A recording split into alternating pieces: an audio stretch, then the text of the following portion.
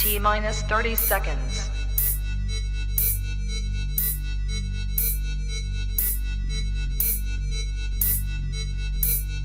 T minus 20 seconds.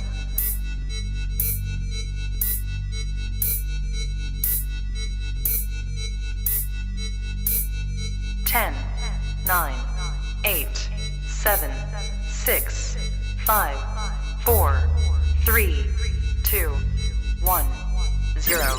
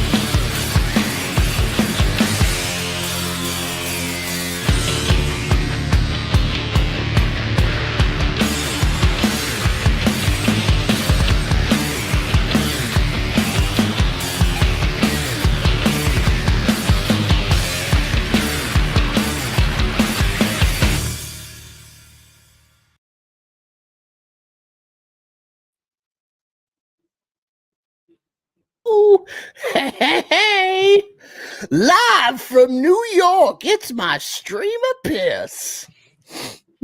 Ooh, baby. Why do I sound weird to myself? Most of us sound kind of weird to ourselves, you know? It's the way weird. of nature. I don't know why. I mean, it's just because I'm not used to these headphones. Most likely. Most likely, indeed. Sorry for keeping you people waiting, but I saw no super chats, so I took my time. No, I was literally asleep. Literally asleep. But I mean, super chats do help enliven me. But no, I'm awake. Ricky got me going. Yeah, I was like, oh, he's asleep again. That boy, I need to get him up again. Yeah. So no, Madam Web, contrary to possible belief, did not put me in such a coma to be in the state. But no, I pulled a double Wednesday, which means 12-hour shifts means 24 hours straight. And so literally all day yesterday till like 10 in the morning, or 10 at night, I was asleep. My schedule's all off. I've been up since about then. Me and Ricky talked yesterday, watched Batman Begins. Somehow he's never actually watched the whole movie his entire life. I'm one of those things where it's funny how I don't see things that I should have seen. And then it's like, oh, finally, there you go. Now I get it. What is up, Sus? Not Sus, Summer Swan. I should call you Sus as like a short term. What's up, sus? Summer Swan, Winter Raven. I Summer always come in early, suspicions. hit the like button. Well, thank you, Karen.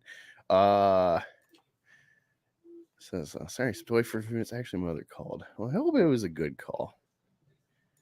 I was asleep. Thank you, Ricky. Yes. You're Angus. I'm not. Yeah, no. Didn't work last night. Worked the night. Well, no, I worked the night before. Just, yeah, I haven't slept, so I needed a nap. And it went a little over. Luckily, Ricky had my back again. We're being great as Eric July has dictated the year of 2024 for us to be. We are going to try to do 52 consecutive Thursday streams this year. I was going to consider if you weren't going to, like, if it was going to be like, another half an hour, I was going to maybe take it live myself and just be like, hey, it's all American beef and there's no beef, but there is the American. It's actually there's no beef, but I am the American. It's actually all American vegan today because you're out west. So you're practically a fag. Well, by association, because we're connected to California pretty close. That's just me hydrating. Let's see. Summer Swan says, good one. Nice of Angus to come on his own show. Hope we aren't stirring him or anything. No. Hey, BTM Review says, hey guys, thanks for having me on last week. Had a great time. Yeah, I actually need to catch up with your Twitter and your videos. I'm so behind on everybody. Because I saw some posts from you that was interesting and it just got lost in the track of time. I'm gonna actually look it up right now and see if Razor Dave. Let me see if I find it. So yeah, people are not happy about X-Man show. That's funny. Why? No, I know why, of course. It might be to do with fucking pronouns. Oh, do you have that queued up? No, I don't. To do that, that'd be perfect. I don't. You'd be like, Rookie, it's obviously the problems. What's fucking pronouns? Gender ambiguity. Gender ambiguity. Literal gender ambiguity. It's non-binary. Okay, this is what it was. I don't know. You're what gonna tell was us what said it in is this. now. What it is I don't know. But apparently, there's this video BTM has on his page says Eric answers the question on Real BBC. Holy shit! I found this tonight, and he answers the question. Please share, like, and subscribe. Also, it's him live streaming reacting to something. So interesting. He was sick or something, and now he's got his for Canyon sake back, and so I assume that's the stream he's referring to. Oh, interesting. But yeah, let me before we get into the topic today, there's a lot that's happening in comics. So I saw Madam Web. Rookie has not. He worked today. And I saw it because it would just fit the time slot. Because I remember looking earlier, like, what's playing in the theater? Because it's like nothing really attracts me. I love going to the movies. I love getting a bucket of popcorn, not just because I'm fat, but it's great. I like the atmosphere. It doesn't matter if it's full or like there's only one other person in there. I love the atmosphere of the theater. Going to the sacred temple of entertainment and indulging firsthand with the select congregation of devotees to cinema. Love it. Love the experience. It's funny, when I was a kid, we saw Gods and Generals, and Not that that's a great movie necessarily. Stephen Lang did a great performance, but it's a weird movie because it's kind of like this strange noble cause South fantasy is like the spirit of that movie. The nobles, which like again, I'm half black. I have a very nuanced take on the South and Civil War and slavery. Slavery, I don't bemoan at all as a black guy. I'm like, it makes sense. It was just a product of its time. We're living in slavery today with minimum wage slavery. It's just paid slavery. That's all. Yeah, it's been reinvented. It's got a new fresh. It got rebooted. Oh, rebooted. Yeah, it's soft reboot. There we go. Mhm. That's what's happened. Yeah, That's all. Yeah, it's all perspective. New ownership, instead of white plantation owners, it's Israel. We won't get further into it, but you get what I mean. And yeah, I think it was practical. I think generally speaking, the Civil War and the victors being the North really hurt the delineation of the history. It's really a smear job. Because to the victor goes the spoils. That includes the history and the storytelling of the thing. It was a states' rights issue. I'm aware, again, it's murky digging into this, but I'm aware that the South tried to implore legalities of the state, of like the federal, state of America, to do their wishes, and then they're like, well, fuck you. But it's part of the economy. It's like, this is livestock. There's a certain class of people, certain race of people that are just livestock inherently. And now all of a sudden you're trying to say they're people. And this is to like, ultimately you look at like what's on the board. It's like, well, this will keep the South poor and up in them. They'll have less footing in Congress, the way it was getting set up, where it's like, oh, well, new states won't have slaves. Well, who's that help? It helps the North in their agenda. So it's all just like pragmatic politics and whatnot. But like, given the history and where we've come and civil rights, it's all been like a big smear job continuously. All this has been like race war stuff. It's really the like foundation of like modern race war that we're regenning up, and I hate it. But yeah, it's funny seeing that movie, especially I watched it recently, because it's like, oh man, this is not how you sell the South. Like, I think it's great they show like Robert E. Lee and Stonewall Jackson. They're Americans. They were Virginians first and foremost. They're defending their home over their country. It's noble. But then when you try to make it like, oh, just they try to sanitize the South. It's like, no. The South had slaves, but I don't think it was evil to be a slave owner.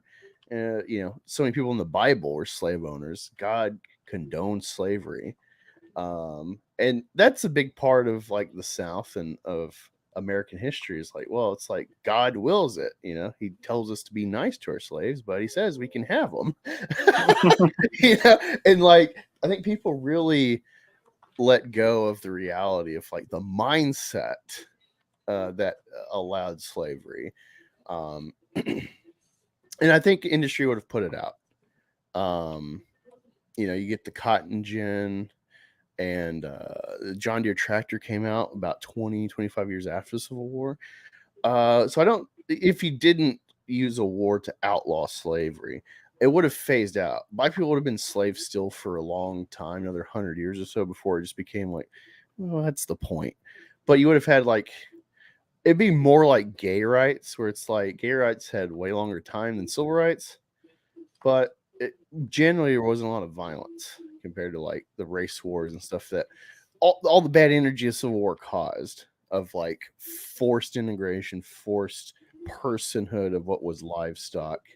It's gonna like upset people when it's like, oh yeah, this whole class that was livestock is now equal rights personhood. Like, that's really gonna destabilize the society.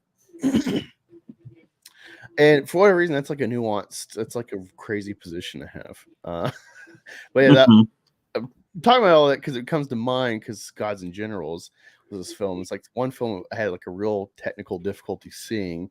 We went to see it and like the film burnt through and just like burnt through, so like it lost connection with the reel, and so they had, I guess, grab another reel or something or restring it or something before digital.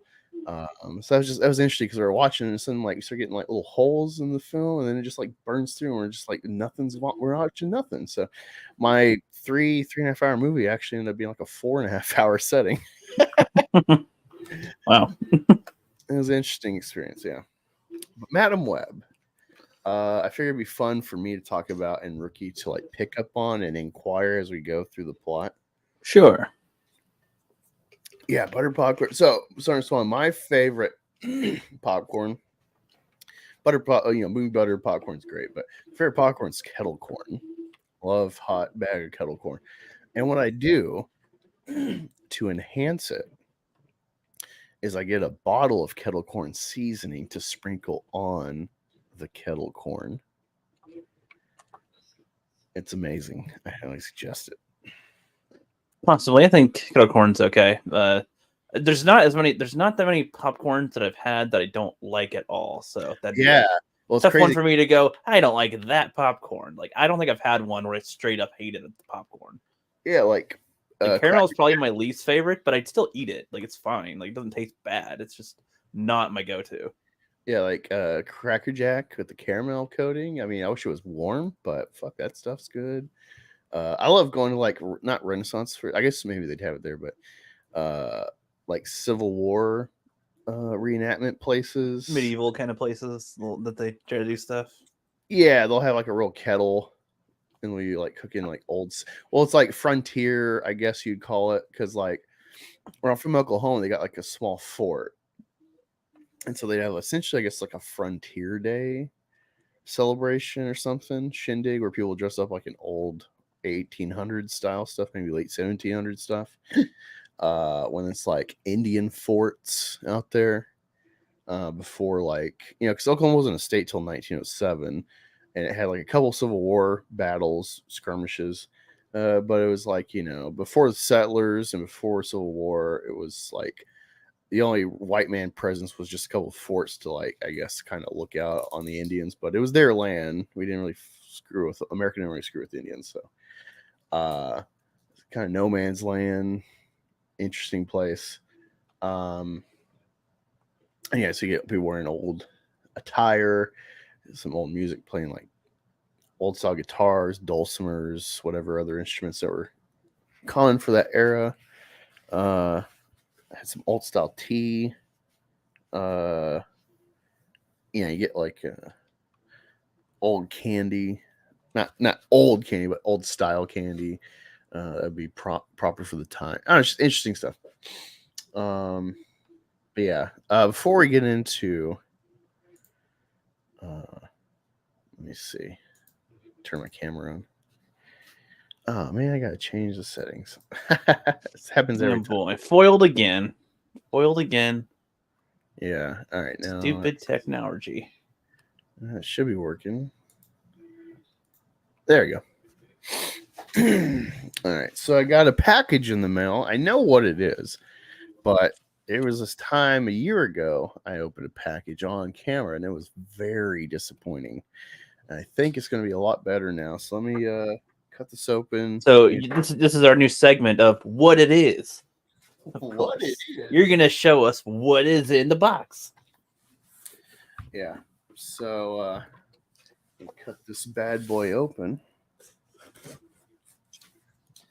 Because the surprise will be it being intact, I hope. If I have 2 in a row busted, then I'm never pursuing this thing again. Because it's like, fuck me, man. Yep. How lucky can you be with that water? Oh, yeah. Oh, man. I'm assuming it's a statue, but I forget of what variety. I didn't tell you I got this. This is one I've been wanting for a while. A likely had story. it. I actually had it, and you saw on camera opening night for that movie, and it was busted. So I got me the Neytiri bust from Gentleman. Supposedly an unopened thing. So last time I got it, didn't have the box. I was aware of that, and it was intact, but in shipping, it got all busted.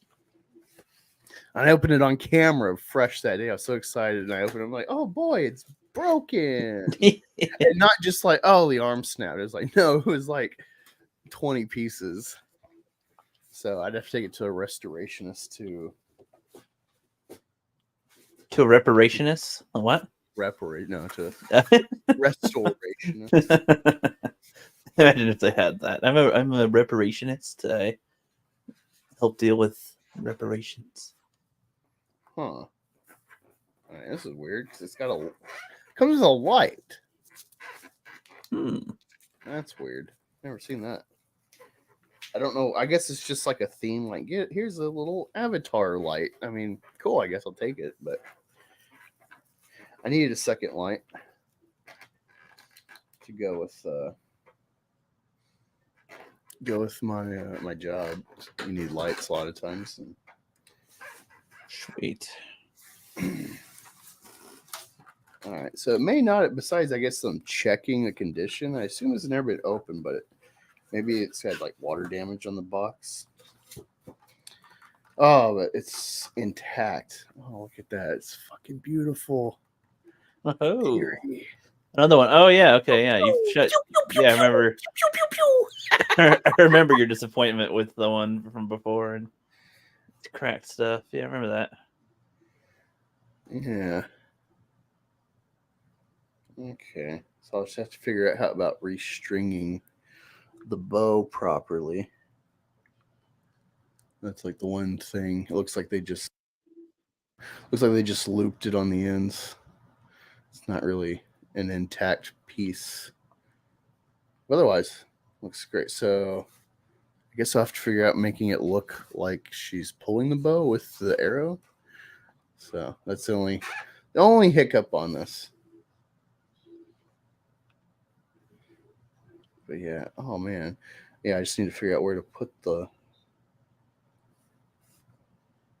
Oh man, I'm so glad to have this. Yeah, it is so disappointing to open this last time and it was broken. Oh yeah. Actually, looks like it's got a little paint damage. The box has like some wear on it, like it's been like rain damage. So I might be able to get me a little reparations from the seller. Like, hey, buddy, this is rain damage. What are you trying to pull on Black History Month, no less? On Black History Month, no less. Good catch. Good catch, rookie.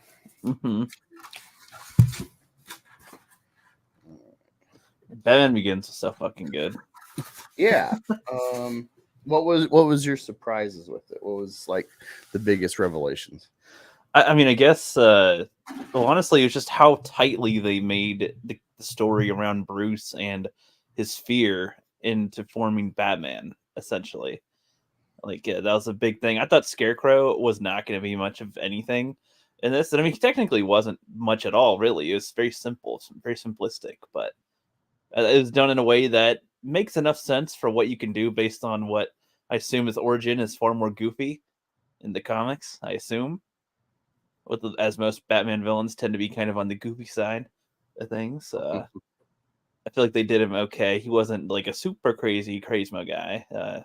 I like the addition that like the League of Shadows essentially, like even if they're not a center part of the whole trilogy, they seem to be a subtle part of the whole trilogy, at least. Like the toxin or pheromone or whatever, the stuff, the feared toxin or whatever, like seemed to be the variation of the League of Shadows thing, aroma or whatever they used on him. Aroma.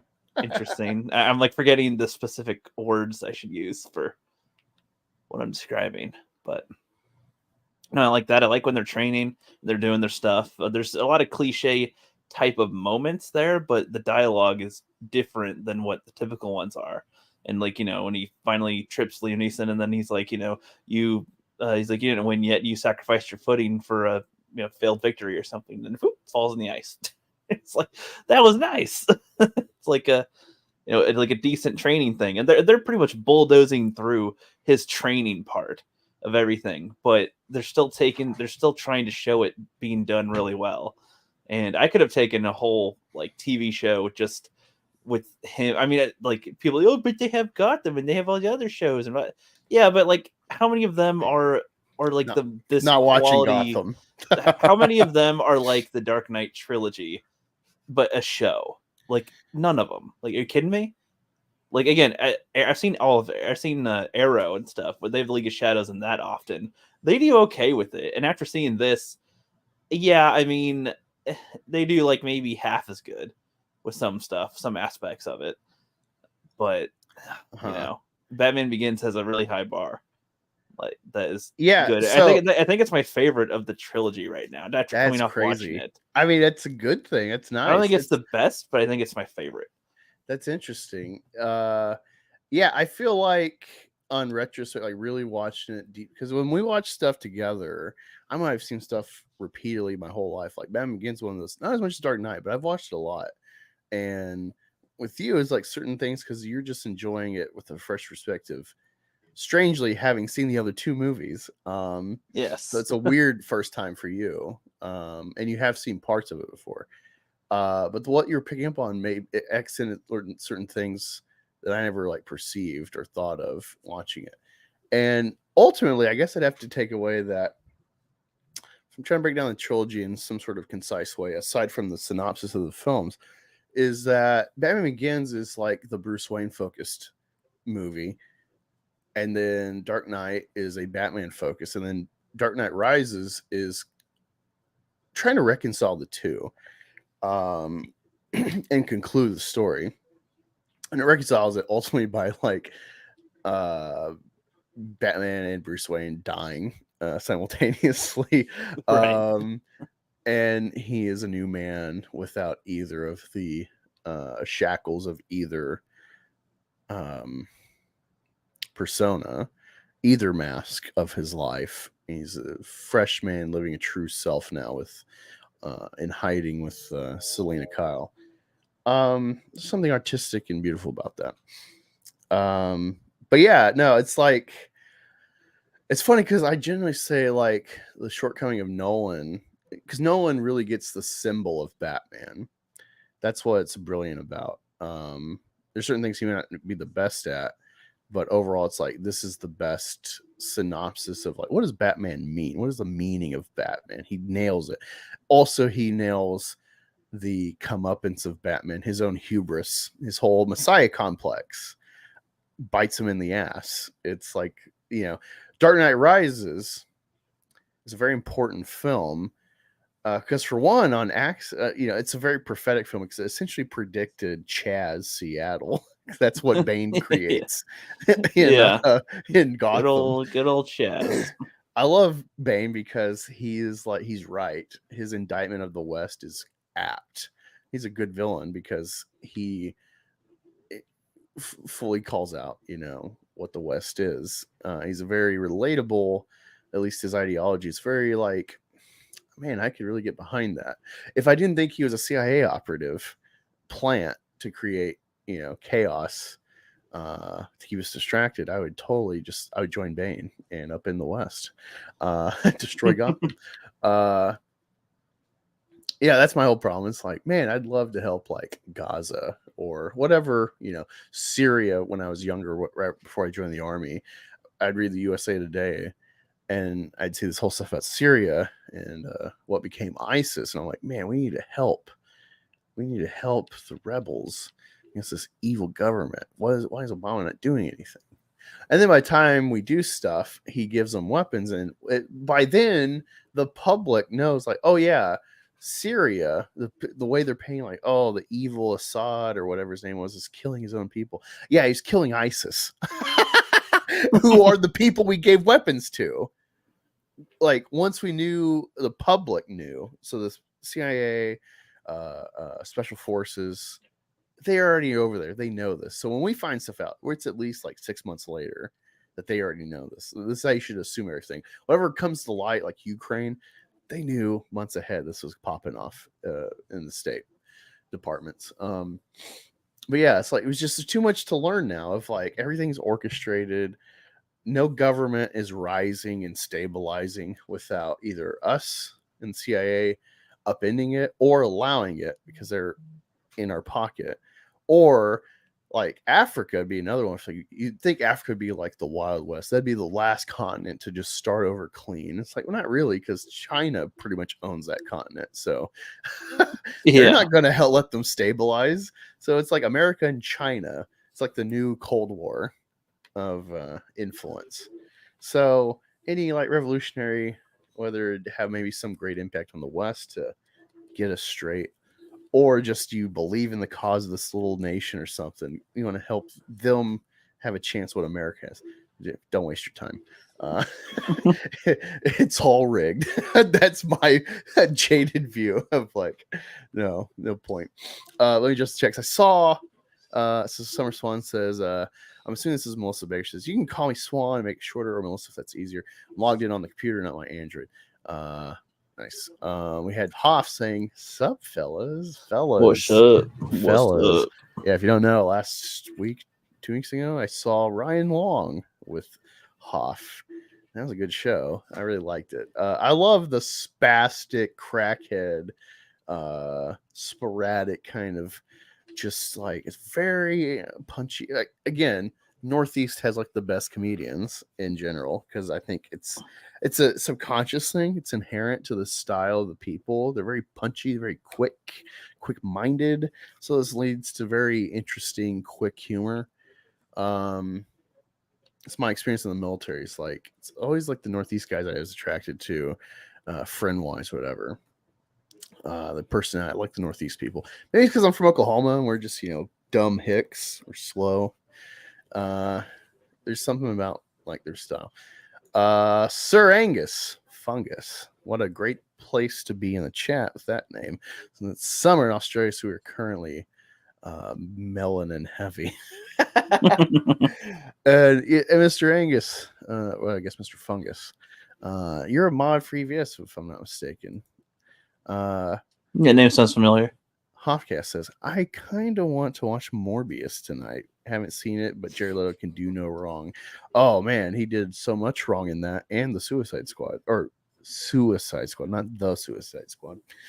It's been snowing for days here. You're dreading leaving work. Where are you at? Swan. Katie did channel says, hey boys, hope you're doing well. Wow, thank you. Katie's been doing great. Catch up. If she got monetized. Yeah, it's a great time for her. I'm so happy.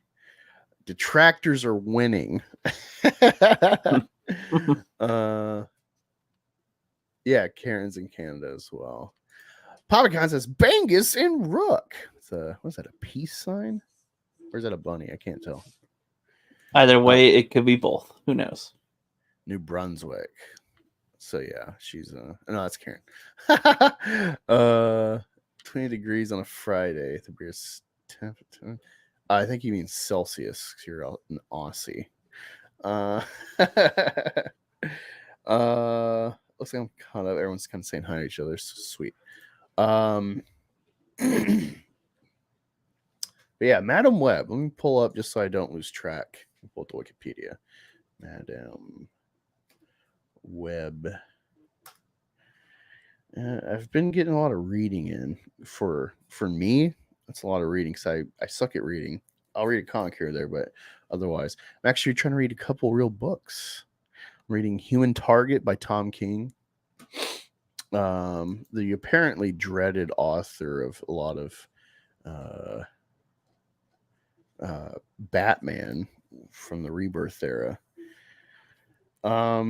He's got the famous Batman getting left to the altar by Catwoman, supposedly depressed, sad Batman. For all I know, Tom King, I guess, just like trying to vent whatever the CIA did to him because he worked for him. But I don't know. Reading Human Target, if this is his normal style, I'm like, I actually really, again, I'm a Marvel guy, so maybe that's why. Maybe it's because he's writing like Marvel, not writing his characters like one-dimensional gods that have no personality and no one cares what's happening on Earth with what they're doing. Maybe that's maybe the problem. Is it's DC fans don't like him. Let me see. Wiki doesn't have it yet. Madam Web plot. All right, so hopefully this will be a good article. Damn it, who dies in Madam Web? I don't need. Is Spider-Man in Madam Web? Shit, that's a horrible article. It says every spoiler from the plot and ending. It has nothing about the plot, really. Naturally, why would it? Why would it? That ain't needed. Well, it's funny. Madam Web review from Variety says, "Anyway you spin it, Dakota Johnson's Marvel entry feels superfluous." Yeah. So I went to see this because I feel it's obligatory. I'm a comic creator hopeful, like comics, and I feel like you know what, I just got to have an opinion about anything comic related as much as possible, and it needs to be the focus of this channel. Sidebar, I've been thinking about trying to do like a two-prong approach to comic content, given that the history of this channel is Star Wars. I covered a few Star Wars comics here or there. But I was thinking about, let me know if you're interested, people. Thinking about actually starting from the beginning of the Disney Star Wars comic beginnings. And because I know they were at Marvel before in like the 80s for a stint. But actually starting from 2014, 22, whenever it started with comic creation, start from the very beginning. And that includes the stupid main Star Wars timeline, which is, adding fluff to the original trilogy storyline, which I don't give a fuck about. Because people are triggered about like Luke Skywalker has a yellow lightsaber. Fuck you, Disney. I remember that. That was like a comic controversy. Right. I was thinking about covering everything Star Wars comic wise from the beginning, and then week to week, also trying to like keep up with the new releases. And so at some point, the two will merge, and it'll just be one continuous storyline I'm covering once I'm caught up. Some of it might be individual, some of it might be like, nothing's really worth talking about. Let me compress to like 5 issues. We'll see. But yeah, hopefully you're interested in that. Sturgis made a video of Katie. We're going to react to that then after we talk about Madam Web. And again, this is one side. This is me saying it. Ricky hasn't. He will be, I guess, interjecting questions. And there's a reason I call it Death by Pepsi. It's a very specific reason. It's movie based. When he's saying something about the movie and Death by Pepsi, I was like, is that like the name of the movie? Like, out of context. No, yesterday I understand not wanting to dox yourself. The internet is full of fuckwits and their brother halfwit. I don't know if you're talking to me or it's a fungus. I'm not sure. Let me see. 18 degrees. It's actually very nice. Not too hot. We'll get up to that come July.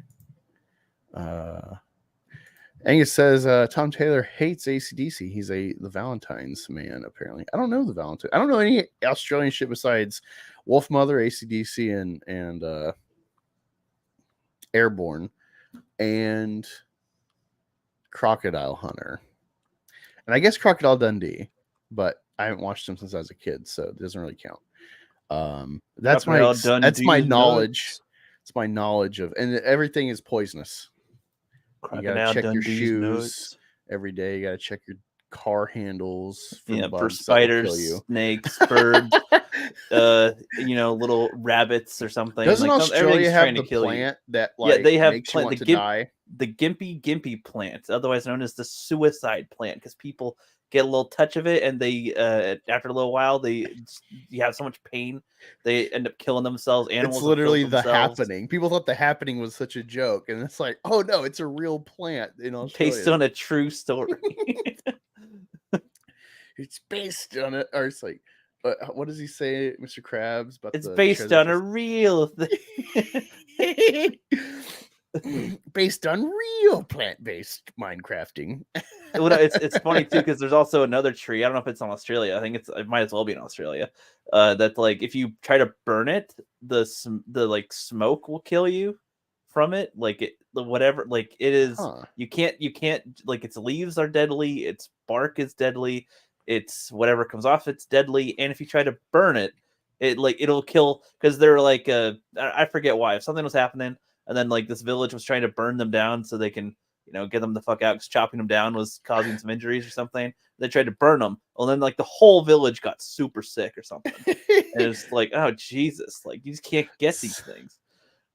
Sorry, the reason I was like, oh my God, reacting was I got Renowned Zero's video up. Oh wow, Katie, you are video 666 on this guy's channel.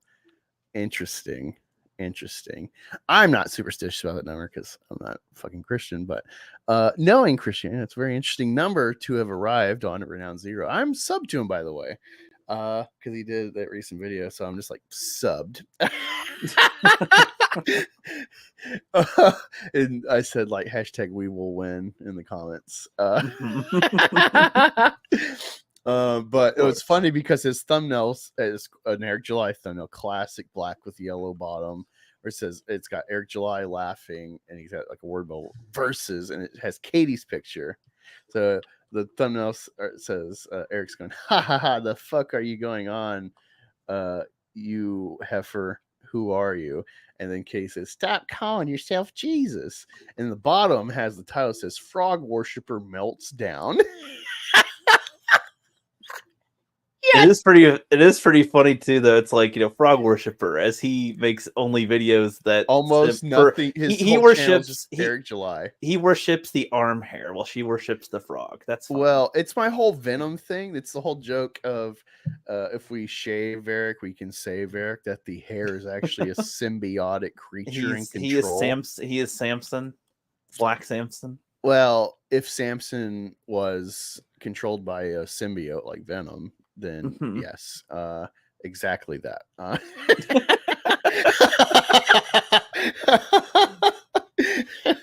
It's like, let me take your example, make it nothing like that, and say precisely.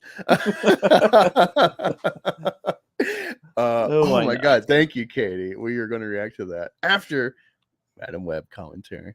I love how you said, like, let's talk about Madam Web like a half an hour ago. Yeah. And we, like, avoided talking about it. It's not even avoiding. It's just like, I'm interested in the chat. Things come up, So Madam Web is Dakota Johnson. And it starts very much like Morbius. If you happen to be one of like the 5 people that saw Morbius, which is funny because there's like a tweet that I haven't deleted that I saved with like the release of Madam Web, where I'm like, I wonder how many times this will get re-released in theaters. So yeah, same studio brought you Morbius doing the. I wonder if they'd fall for it again. Honestly, spider characters that thus far unrelated to Spider-Man directly. They're all just having the same origins in their own worlds. So I'm unaware if this is in the Morbius world or not. Because if you don't remember the spoiler ending of Morbius, to connect it to the MCU in some way, the tease it's going to cross over, just like No Way Home teased Venom is now in his universe of MCU, which is like, oh shit, Tom Hardy, Venom in the MCU, sweet. Yeah, we get none of that. Also, spoilers, there are no post-credit scenes. Good.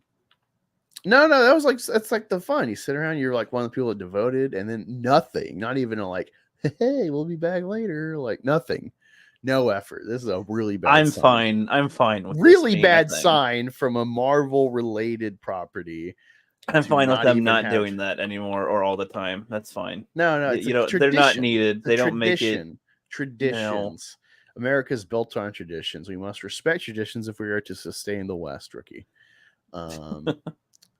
So this is another sign the West has fallen. Biden will win 2024. There is no end credits.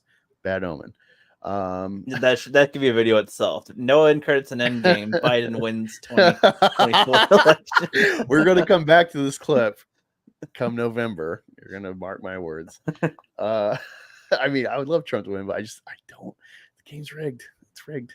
If there was end credits, One time, someone broke the Matrix temporarily. That was Trump winning, and then they fixed it. They patched it. That's not happening.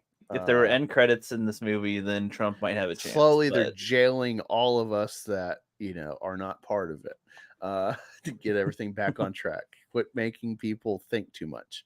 So she's a paramedic. Again, I've never read anything Madam Web, Spider Woman, whatever the other two spider fucks are. Never read any of this. This is straight. I'm going off the movies.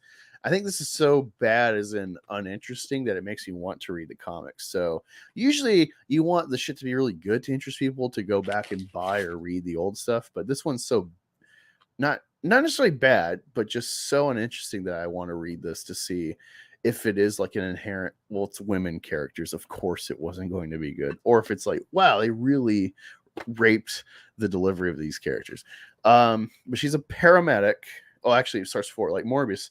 Starts in the jungle, and this pregnant woman is being guided by, some guy or whatever to try to find these spider people in the Amazon or a related forest, South America, Peru. I don't know if the Amazon is in Peru at all. I don't know the location of Peru compared to Brazil. She's trying to find this special spider that they've only ever heard of and found dead samples of. Because it's got special abilities or whatever, certain peptides, and she ends up finding it. But of course, the guide is the villain, and he kills the men around her. And then he tries to take the spider from her, and she won't let go.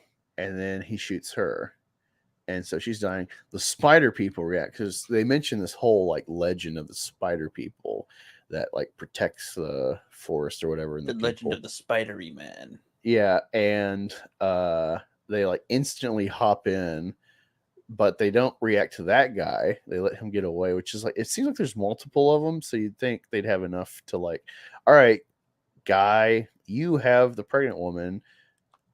We'll all take care of the bad guy who's stolen our sacred spider. You take care of the pregnant woman. I'll take care of the actual enemies that are harder to kill.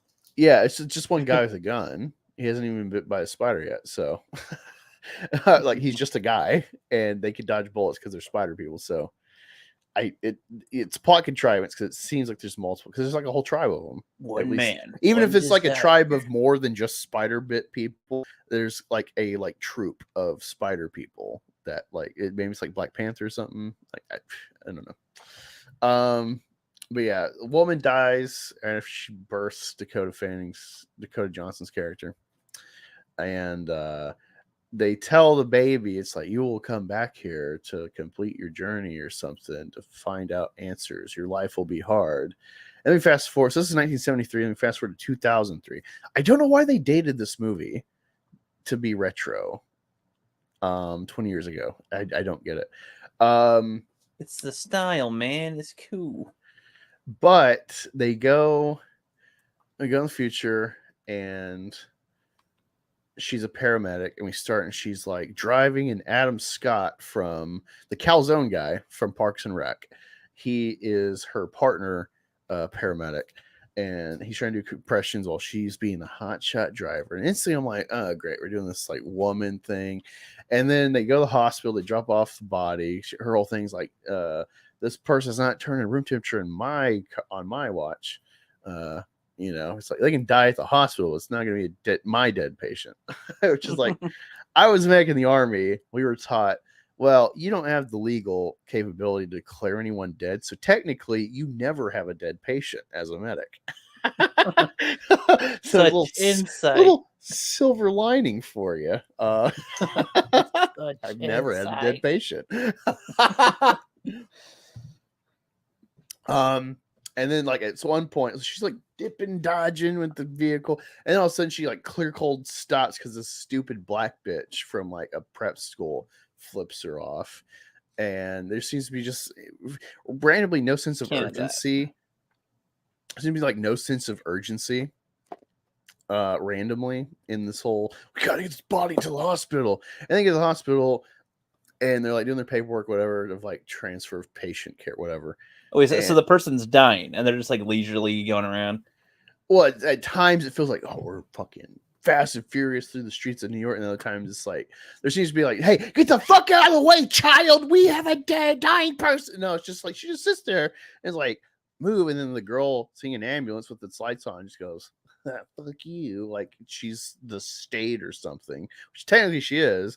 It's the fire department of New York, so it's a state agency, but it's like no one bemoans or begrudges firefighters of New York. Yeah, I don't think I've ever seen that as a trope. Is that commentary on something? I don't know. It's know just about. a shithead girl, I guess. They're trying to establish a quick little vein because she ends up crossing all three people in some way through her life. That sounds just like that. Sounds so it's weird. What's weird is like, you know, you're bit by a spider and then like, whoa, oh man, I woke up after I was sick from the spider bite and what is that? Why am I sticking to, you know, fucking Miles Morales and Spider-Verse instantly, you know, he's at school, he's awkward, he's already a teen, so he's already weird. Then it's like, oh fuck, like I had a growth spurt last night, my clothes are even like more tight and not fitting right, and I'm sticking to everything, and what is happening? My heart rate's elevated. Like it's kind of like an instantaneous, like 24 hours you're feeling the effects. Yeah, you can hear your senses are heightened. Here's what's weird, Ricky. Other people's shit. She's born through like kind of like Last of Us. The immunity's because her mom was bit when she birthed her. Oh, okay. It's the umbilical transfer before they sever it. So even if you pull the baby out, until you cut the cord, she's still attached. She's still getting blood flow from the mother. So you cut the cord. And so they go with this angle of like, they have the spider bite the pregnant woman. And so Dakota Johnson's characters getting the power through the umbilical transfer, because blood pumps really fast. Like you put a pathogen in bloodstream, it gets through the whole body like in a minute. Now the effects might take whatever, but like, yeah, blood flow is like really fast. So I'm assuming the same thing with like into the baby, because she has like some predictive power. She's gotten it from the spider bite, but it doesn't manifest for 30 fucking years. Really? But we find out, and this is like fast forwarding way towards the end of the movie, we find out because for some reason when she goes to the pool and then falls in the pool, she can, I guess, for some reason, fully start tapping into her power of predictability, whatever. She got wet. It was a pool she's birthed in, so maybe there's supposed to be some sort of blood magic, or I don't know. They're just really, really loose with this whole magic angle of the Amazonian people. Was she bit by a magic spider? Shut up. I don't know. Everyone else just gets like, I'm a spider person and I can climb and hop in the trees and shit. But for some reason she gets no powers. The whole thing is she always hated her mom in memory. She's never met her mom. She's always an orphan. And yet she somehow can not only predict shit, see the future, she can also just go and interact in past memories arbitrarily. And so she goes back in time and sees. Wait, how is this based on spiders? Well, that's what I'm thinking too, Ricky, this whole time. Again, I know this is an like, established spider person, but I'm just like, what does it have to do with spiders? Like, I get if it's like a spider sense where it's like, I am so in tune that like something can try and tap me. I'm just like the Matrix. Like, but that's like not seeing the future though. Like, yeah, that's like sensing the change of air pressure around you way faster than you should be able to perceive it. Of like someone's about to hit me.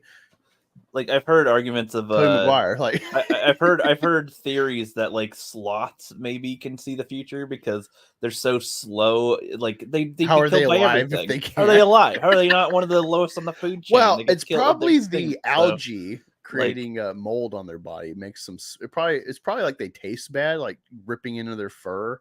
Right, like bad. Even if like a predator got hold of one, I'm not gonna eat the rest of you. Ew, gross. Yeah, it's like eating moldy bread. Like you accidentally get bread that's like molded, but the light hits the right way, you can't tell. You're like, what the fuck? Like, I'm very paranoid about eating moldy bread. So every time no matter how fresh my bread roll is, I always get my 2 pieces out and I got my nose in it. Yep. Okay. It smells fresh. Now I'm checking the crust. It checks out. It's good. So I did it one time. I'm paranoid. Anyway, yeah, I'm thinking this the whole time, Ricky. What does this have to do with spiders? Yeah, seriously. Because I was like, yeah, swinging around with webs, climbing on walls. Some Well, she super gets strength, none of that. She spider gets senses. mind Those powers. are relatable to spiders, and you and I have talked about how other spider powers could be kind of cool. And it's like you're seeing the future, shifting through memories. Like you could have said, like an elephant maybe has the power to do that because they have better memory. Well, That'd still be weird. That'd still be cool. weird. That would be you know? cool is the if you're gonna do that with just an animal interaction, it's the immortal jellyfish. It can like grow, it like Benjamin Buttons itself. It like can, as far as I know, just keep living eternally because it's got some sort of weird proteins or something where it can just like morph its stages of life and essentially rebirth itself repeatedly forever. We don't know how old they actually are, like anyone. Like clearly they can be born, but we don't know like what the stopping, because like the whole thing's based on telomeres. Like most, we all have telomeres, the end of our DNA. So many times you replicate cells, you rip off the strands on the end. At some point, you get to like the very end. Think of like a zipper. At some point, you get to the bottom of the zipper. You can't unzip anymore, and so that's the end. That's why we die. Without. But the jellyfish creates more to the zipper. I'm assuming. I don't know how long. But yeah, it's a weird. It can go backwards and forwards and to different stages arbitrarily. It can go from adult to like stage 3, stage 1, backwards and forwards. It's weird. That would be a time travel creature. Conceptually, if you're thinking about like spiders, it's like no, they're born, they meet a pig, they write messages on their web, and then they die. Like it's the path of a spider. Mm-hmm. Also. Again, this is like on the nose. Her mom's name, something Webb. Okay. Not even BB Webb, just literally It's Webb. like, I thinking about it now, I like Peter Parker as a name because it's not like Peter Spider or some shit or Peter Widow or something. And like Black Widow makes sense. Black Widow makes sense because it's not really her name. That's just like the widows are, you get what that is. It's not their name literally. Like, Well, that's why my name is Thomas Hulk. That's why I appreciate the Sun Spider's name is Charlotte Webb, because it like went over my head. It was so obvious it wasn't. Where I'm like, oh shit, they did the whole Charlotte's Web joke. Okay, I appreciate that. It's a little clever. It's obvious, but it's clever. Depending on your state of mind, you're not going to catch it. But yeah, she's in the Amazon, and yeah, she goes back and somehow. This is Dakota. This is Daisy Johnson. Dakota Johnson, yeah. Dakota Johnson, yeah. So yeah, somehow she goes back in the past by being dunked in the pool that she was born in. So she sees these past memories of her mom. One of them being when she's before even going to the Amazon. We find out the whole reason she was in the Amazon on her solo, which again, we never find out who the dad is or if there's a father in present at all. We have no indication of fatherhood. So she probably killed the father because spider women usually kill the husband. No, see, right? Yeah, this is a little bit of the wokeness angle, if you will, of the modern day. I was thinking about this aspect, Ricky, of like I had a conversation with someone about like because they're very like anti FNT and it seems like they're kind of anti woke and I think that can cloud your judgment. Let me see if I can find my interaction because I'd like to quote myself. I feel like I found a comic character insight by this interaction because it's like it made me kind of analyze it in a new way. I didn't think about this before. So let me go through.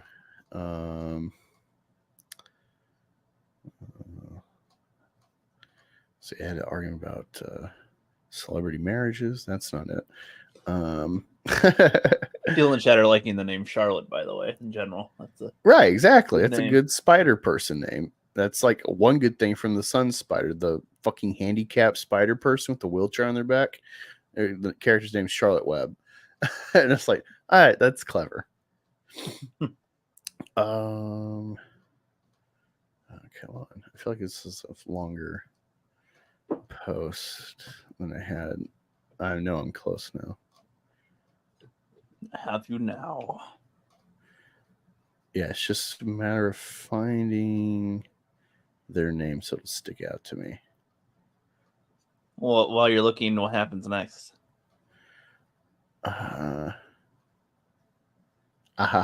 Okay. Here it is. So Edwin V says, so he's responding to this original thing where it's like, I guess, 18-minute clip of someone.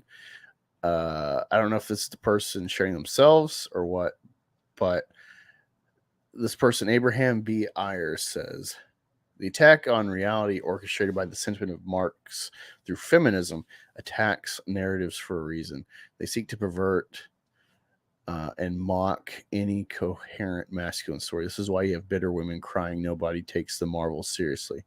So Edwin says, why is it almost always nerdy guys who claim women can't be superheroes because they aren't strong as men? It's a dumb argument. You think Tobey Maguire would make a good fighter in real life? Probably, given the training he did. Or Ryan Reynolds. Definitely Ryan Reynolds would probably kick your ass. Just the physicality he's had to take on to maintain Deadpool. I think he could probably kick most people's asses. Yeah. Was it realistic when Tony stopped a train with his body? And it's like, okay, I get the anger taken of like superheroes are fake, so this is a whatever argument. But I think it goes to the conceptual thing, based in reality of men. Women don't need to build statues or monuments or skyscrapers or railroads. They create babies. We bridges. create everything else. Women are very content through history being the child bearers because it's very self-fulfilling to like you have a biological imperative and you can confirm it yourself once it's in you and growing. Then you're just it takes a lot to make it happen. You got to keep her okay right and well time. And safe, and then you got like a take care of the 3-day baby window for a at long best time. Like it's a lot of work. So yeah, it's just like a lot of things got to line up, and historically, no one really knew the exact like parameters to have a child. So there's a lot of responsibility on the woman when she wasn't having a child. When they used to be believed that when you slap a woman, that's when you transfer the sperm. But then eventually we found I don't know about that at all.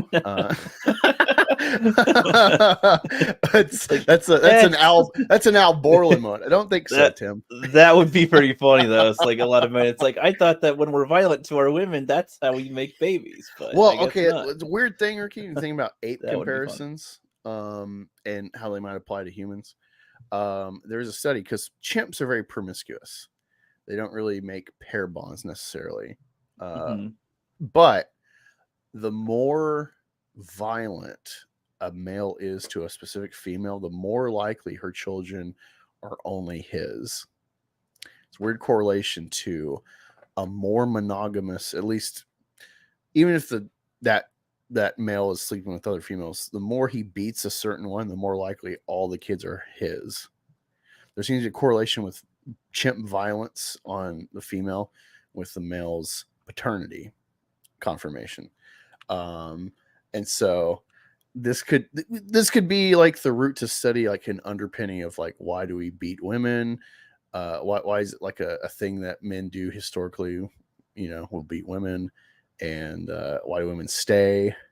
Like there's probably something survivalistic there that's inherent to our family tree of related apes. It's very interesting. I haven't dug deep into it, but I'm aware of this fact. From I don't know if Robert Wrongham confirmed this, or he probably was a leader in discovering this stuff. Anyway, so I responded to that female post, and I said maybe because there's a thing called war brides throughout time immemorial. Heroics aren't really a feminine trait aside from selfishly on behalf of their family. So you don't really hear about women being heroes outside of for their child or for their home, Yeah. But for men, we'll do it for strangers. you know, like the Las Vegas shooter. Oh man, it's something coded in guys. That's why we go to war. It's like we want to, even if it's a draft or something, you know, the state forces us. We all kind of want to go to war. We all kind of want to be cool, get a uniform, have a weapon, kill bad guys. You know, it's a male thing. It's like the Predator, Die Hard. Again, why do men make all these movies about shit situations? And we got to be the hero. We're the one guy that can get through the shit sandwich of the day. Women make Barbie. The greatest woman movie is Barbie, and it's a fantasy of I'm pretty and everyone likes me. Oh no, now I got fat on my legs. I need to fix that. I need to get rid of the fat. As soon as she started, that is the conflict. As soon as she started showing human issues, they're like, "Oh, you're ostracized now. Like you don't belong in society anymore. Fuck you." And this is why I love Barbie, because it's so enlightening. It's funny in how enlightening it is about, like, it really cements like the difference in men and women in a pleasant way. You know, it's not hateful because it's made by a woman, but it's accidentally revealing, and this is the brilliance. It's a great testament. It's a great way to concisely demonstrate, well, what's the difference between men and women? And it's like, all right, here's Predator, here's Barbie. This is men, this is women. And yeah, so that's, you know, this is the whole thing. So with Madam Web, the mom, turns out she got a diagnosis that her baby was going to be the sun spider, I guess. It was going to have some sort of musculo-neural dysfunction for life, or to be fucking handicapable, wheelchair bound, whatever. Probably going to die early in life. So the whole goal of this woman was to find this spider to create a cure for what was ailing her child. So this was Madam Webb's mom? Yeah. Or yeah. Okay. So her mom, even though they present it like she's a strong woman, don't need no man, I'm going to take my baby to the Amazon, they actually recontextualize the whole story of the mother's perspective, or our perspective of the mother. It's like, actually her whole mission, the way they showed it was like, oh yeah, this baby's kind of an inconvenience to my job. But actually her whole job and her devotion was to like reinforce her motherhood. But they really put that on the back burner.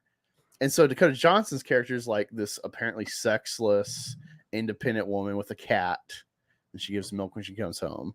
This is this role that we see of her outside of paramedic. The cat named Cat, right? I guess. I didn't hear anything of them saying the whole line of "I named you Cat because you're a stray." That must have been somebody. I heard that from somebody. I don't know. That must have been like a writer room thing reveal of like, oh, we named it Cat because it's a stray. Yeah, like, that could be. Yeah. I don't remember seeing that in the movie. I was looking for it because she says like, oh, what do you think, Cat? She talks to Cat a couple of times in her research of her mother's notebook of research for spiders. But I just thought it's funny because, again, and this is the problem with the whole movie, is the females. So it's funny that the teen girls, like, they're just out of school. They're in like shaky homes, not like getting beat necessarily or anything, but they're just like in unstable homes, and they're young women. So they got their whole lives ahead of them to figure out stuff. They don't have stability at home. So it's okay if they're not like mother oriented. And if they're kind of just like clean slate, kind of basically genderless, as far as mentality or anything or direction. They don't even get their spider powers yet. We'll get to that. But it's another thing to have Dakota Johnson not be. There's nothing maternal about her. And this is the problem with superheroes. This is why female superheroes suck, generally speaking. It's a stupid concept. Because again, the whole Predator versus Barbie thing. You're thinking conceptually of like what fulfills women. Women have done almost nothing in history. For every woman you can pull up about whatever field of life, usually it's political, in the sense of like they're a queen or something like it, princess. Usually, very rarely do you get any that have agency, that they're just like, because it's patriarchy. Patriarchy is the state of all the apes. We are apes. This is our natural state of being. We are patriarchal. I'm not going to apologize for it. It's men's role to lead and to protect and provide. So the women get to coast. Bemoan your lack of agency in history, but it's at the expense of men giving you that cushy life. But yeah, I think implicitly when you have like an established adult female and then she's not maternal, I think that's really the problem of female characters. Is whether they're actually mothers themselves doesn't matter. What makes them believable is if there's a maternal drive to them, where it's like they do this in House of Cards really well. House of Cards is about like essentially like this Bill and Hillary like power couple that are childless, because they sell it as like, oh, we devoted ourselves to public service. We didn't want to, we devote ourselves to the public, so we knew we were like kind of taking family out of the equation because America's our family. And this is all like political verbiage to sell themselves, but then it's also a reality for the characters. And it makes, it's like, it's weird that like Claire Underwood, this like sociopathic, elitist, is more maternal a character, even if it's only pragmatic and political, than like almost any female superhero.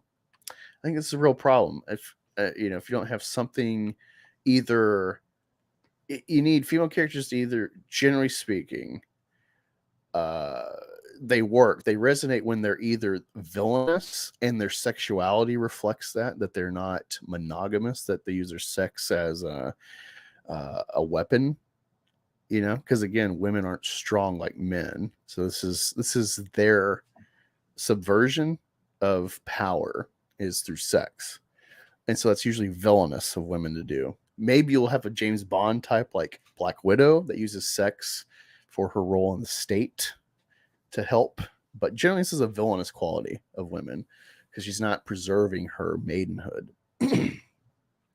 Or like a Peggy Carter is good. She's or like was it Boudica? She's like a big hero in Britain because she was like this princess or queen barbarian that stood against Rome. She ended up getting her daughters killed and raped by doing so. So there's a whole politics thing of like, yeah, sometimes you should just like accept your captives, like, because it could be way worse. But yeah, she's like a hero of Britain. But again, her heroism is all like rooted in like a mother defending her nest being Britain from the Romans. You see what I mean? Like everything that's great of a female character is like it involves her sexuality, either in a pure motherly way, usually heroic, or villainous, and it's like sex, like succubus, the vamp, or you get like a character like more like a pure, like a nun or something like that archetype, where it's they're pure, they've abstained from sexuality either for a time or for their life, so they devote themselves to God or to country. Joan of Arc's a great example. You assume she died at the stake, a virgin, burned to death for France against the evil English. Yeah. So you see, there's kind of like three things that work conceptually for female, and then you can muddy it up, make it more nuanced. This is like conceptual, and this is something that like, this is why it's good to watch bad movies, especially for superhero stuff, because you can see like it's a lot to learn. It's like, I have a female character I want to make, and I guess you'd put her in kind of the Black Widow category of like a vamp or a succubus that's good. Okay. It's a classic like babes in comics thing. It's like they make like succubus that are heroes. Maybe it's an accidental succubus. It's like they're kind of pure. Like what I've read so far of Witchblade, it seems that she's kind of in that camp. Let me check the chat though. So we had a lot of fungus commentary. Oh wow. Got a lot to catch up. Heart-shaped leaf. Wait. Oh wow, it's cunty. Bon Scott went through a window down Rosetta Terrace. 1 kilometer away, through a man's HJ window, almost died. ACDC were looking for a new frontman. Luckily, Bon was just out of hospital. or no ACDC. I think ACDC would have continued. Because was it Dave or Mark Evans was the singer, and he crapped out. So Bond was their driver, and he filled in. That's what I know about. But you're giving more deep dive shit, probably because you're an Australian, so you know this stuff. An Australian. The Indians pull their money, so it bullshit inflation on the market. Now I got to look up where Max lives, and fuel is an issue. The curry ones, not the smoking ones. Interesting. Australia has the most camels in the world, and Ukraine seems an issue. Darwin needs more awards for nonsense. Cane toads, cats, foxes, trans European bees. Huh. I guess these are all more dangerous things in Australia. Yeah. A dingo will go with the baby, and that is on the parent. Hoff's They get Komodo dragons and shit too. I think they're in Australia. No, Komodo dragons are their own island. It's an island, right? My bad. That's in Southeast Asia. They might as well be a product of Australia. The island of Komodo, hence the dragon is named. They might Komodo. as well be a product of them, though. Like Katie says, I'm here, but you're on Tony's stream, so you're double dipping. Yeah, we'll have to have you on again, streaming with us. Too many people streaming at the same time. He uses live too. He followed me on X today. Weird, interesting. You must have said something great against the Ripitards. Mommy, I want a dingo. At 5, my son is a dingo. Watch out, second born. Charlotte is to be your second born. Interesting. My ex thought Charlotte was whorish, so now it's River. Well, Rivers, I don't know about. Oh, Charlotte's a whore's name, so let's name it River. Something fluid and free flowing that takes the shape of whatever is in control of it. Water has no shape. I don't know. It's just a lot of like ways you could spin water metaphorically as like a whore element with no backbone. So try that. Try that angle. Maybe you'll get Charlotte back in your pocket as a option. Deconstruct the River as a whore, and you might win. Yes. Swan says, Charlotte's a nice name. River, that's okay, but I think it's more of a boy's name. Exactly. Villain should have been Charlotte Hornet. Huh. Iron Maiden or someone is all about Charlotte the Harlot. Back in the day, you could say harlot, not OnlyFans. Horse fans. Oh, you're trotting differently in this chat. Capitalize Randy, so is Randy a dude? Huh. Let's see what else we got.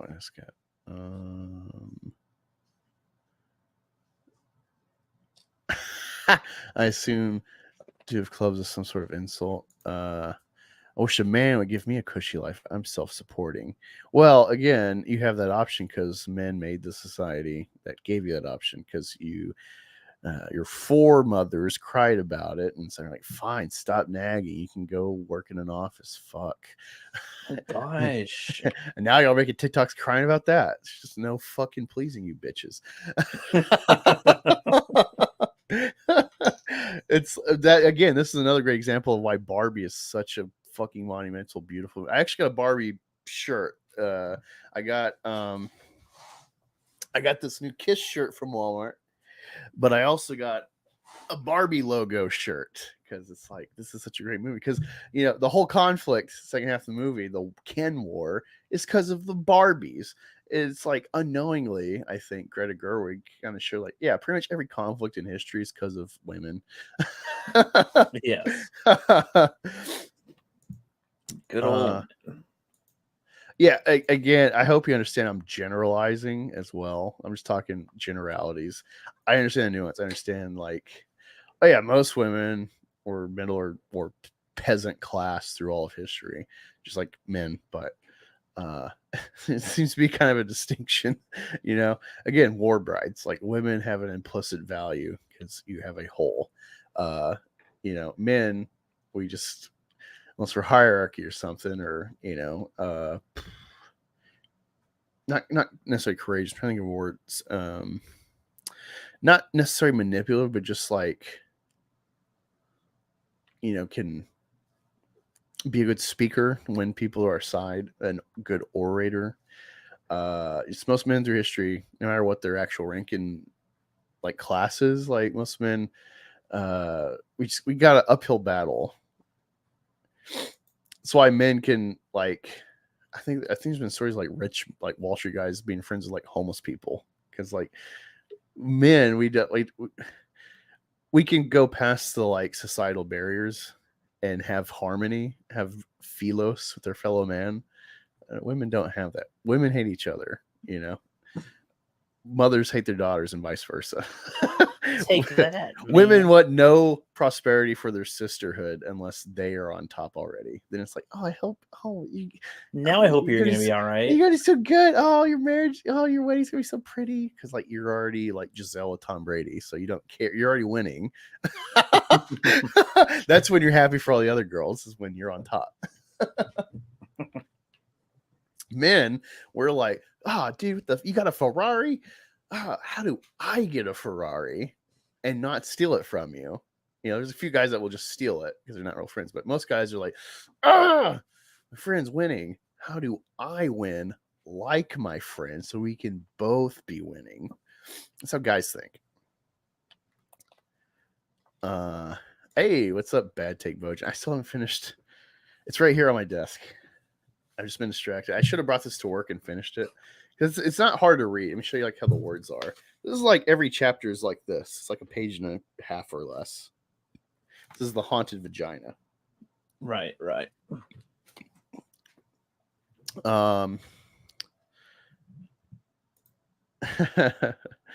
yeah, let me get over to the Madam Web. I'm trying to trace my steps. I like the tangents this has created. Definitely, this is again why it's all just your avoidance and trying to not talk about Madam Web. No, it's not me trying to avoid. It's like this was stuff I was thinking about watching this movie. It's like ISOM. It just makes me think a lot. I see. Yeah, but no, this is. I guess if I had to make like a thumbnail gauge and be like better than ISOM, it's not in that worse than ISOM. Because however thin it is, the motivations are like, all right, there's a motivation that makes sense overall for every character. Spoiler, I guess, for the very end.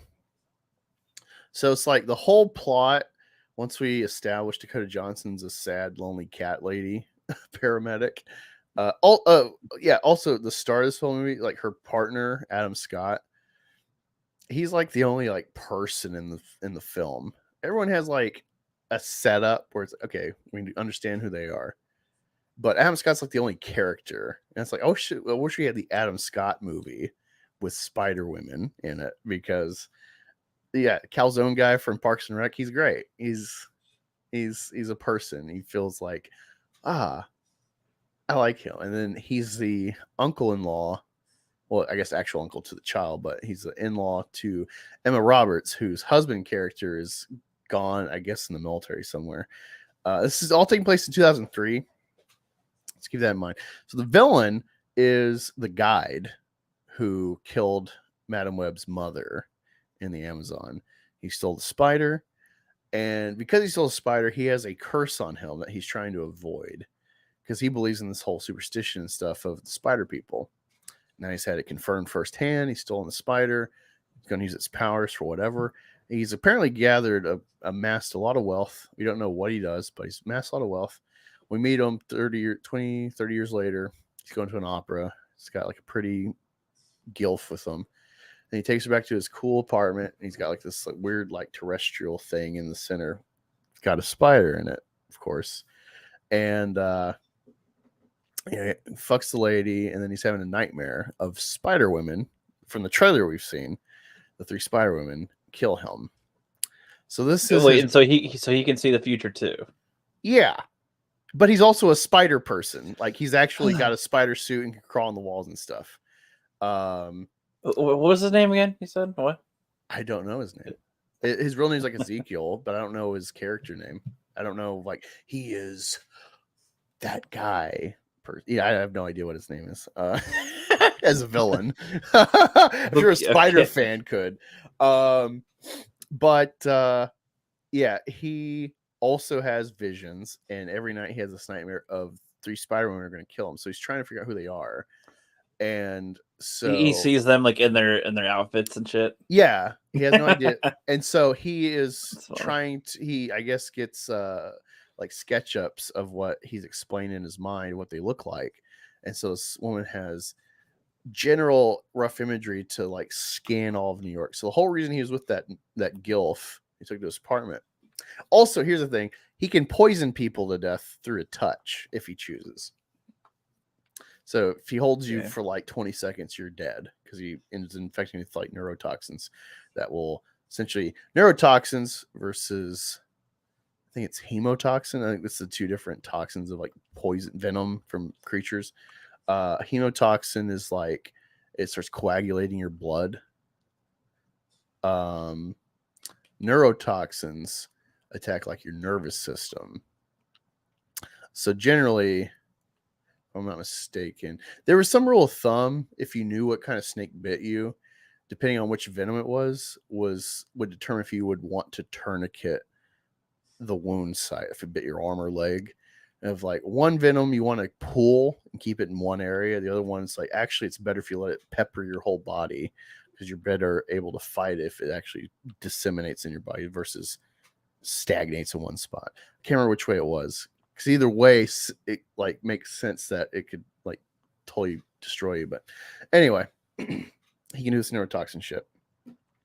So the whole reason he got with the Gilf lady in the first place because she works for the NSA, National Security Administration, if I'm not mistaken.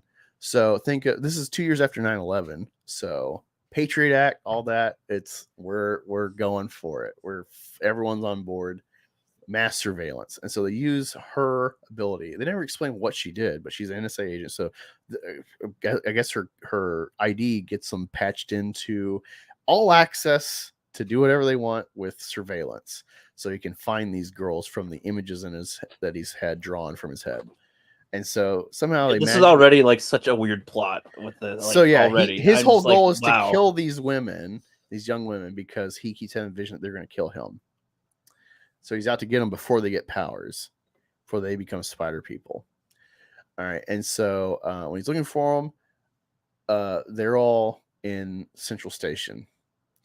Grand Central, whatever. They're at the train station. Dakota Johnson's also there. She gets on the train. She starts having visions of this guy going through and killing all 3 of them. And so she keeps like Groundhog Daying this like sequence. And so she like finally like everything starts going. She's like, get off, because she sees the guy coming through the other car. Gets off, and then there's this whole sequence of, oh man, killing cops, pretty awesome. If anything, killing cops, it sounds like a hero for the people to me.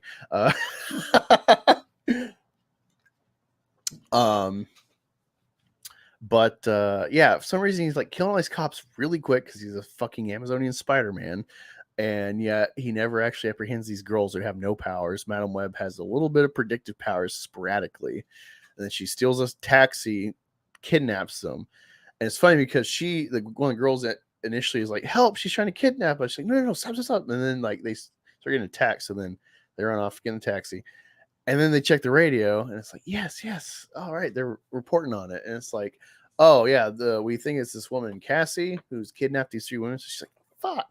So as they go to the woods, she leaves them in the woods. She goes back to her apartment, gets her mom's book. She starts putting the pieces together. Like, oh wow, this guy must be. Wait, that guy looks like the guy from the picture my mom took. This must be the same guy. What the fuck? This all makes sense that he's a spider person. And I'm just like, this is the. Yeah, so she goes. I feel like back. you could have the same goal and get there easier in a.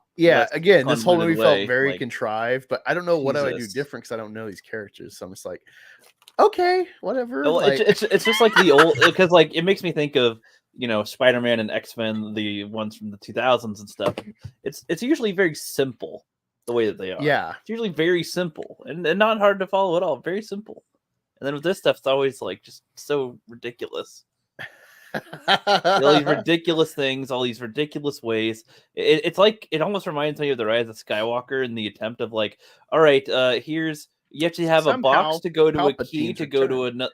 Well, no, like you have to go to like 7 different places to accomplish one thing, really. Or trying to Like find a it's box, and and then so and a knife that has a map, and I then gotta that takes get you to a holocron that maps you to the. It's like, I okay, gotta get a just knife no. to then point it to lay it flat in image sequence against the Death Star rubble on a planet. And oh wow, this like Sith prophecy blade is shaped just like that. So I know I need to go to that spot. Yeah, Like who the fuck made that as you're prophetic knife?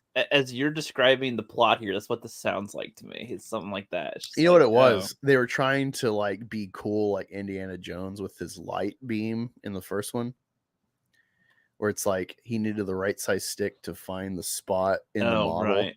Yeah. It's like, I mean, all it was he's a doctor of archaeology, and so he was able to read.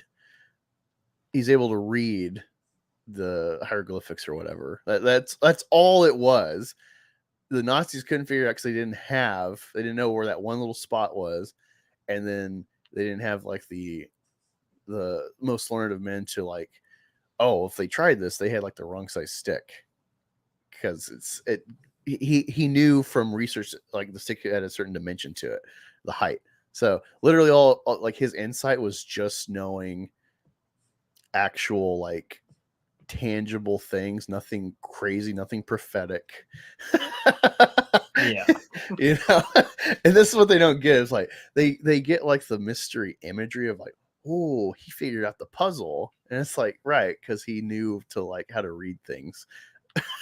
That's it. It's just, it looks cool. It's a cool reveal for the audience, but it's actually just, I went to school, and so it's like, yeah, I could build a house because I went to carpentry school. Like, it's anyone could actually learn. It's not, oh, he's a wizard, Harry. Like, that's what they don't wizard. get. Very wizard. Yeah. So yeah, she kidnaps them. At least that's how it sounds to the cops. She's a suspect kidnapping 3 girls. They're all. Wait, hold on, I'm sorry. There's too many characters now. When you say she kidnaps, Sorry, yeah. girls, Again, lots of women. Lots of women. I'm actually like Dakota Johnson, Madam now. Webb, right, kidnaps the 3 girls. That she were gonna kidnaps get killed the on girls. The train. Okay, she's saving them, but then she's like, "Fuck, God, you know my problem." So yeah, every time of like heroics of like, okay, well, she doesn't have children. She's been in the foster system her whole life. So that'd be something too I thought about, where it's like, again, I don't need you to be like Mother Mary. I don't need you to be, I don't know of a famous character that's got like just a Mormon mother that just wants to have babies her whole life. Has like a squad of like a football team, you know? yeah. I don't need you to be that character that's like cookie cutter, I'm mother.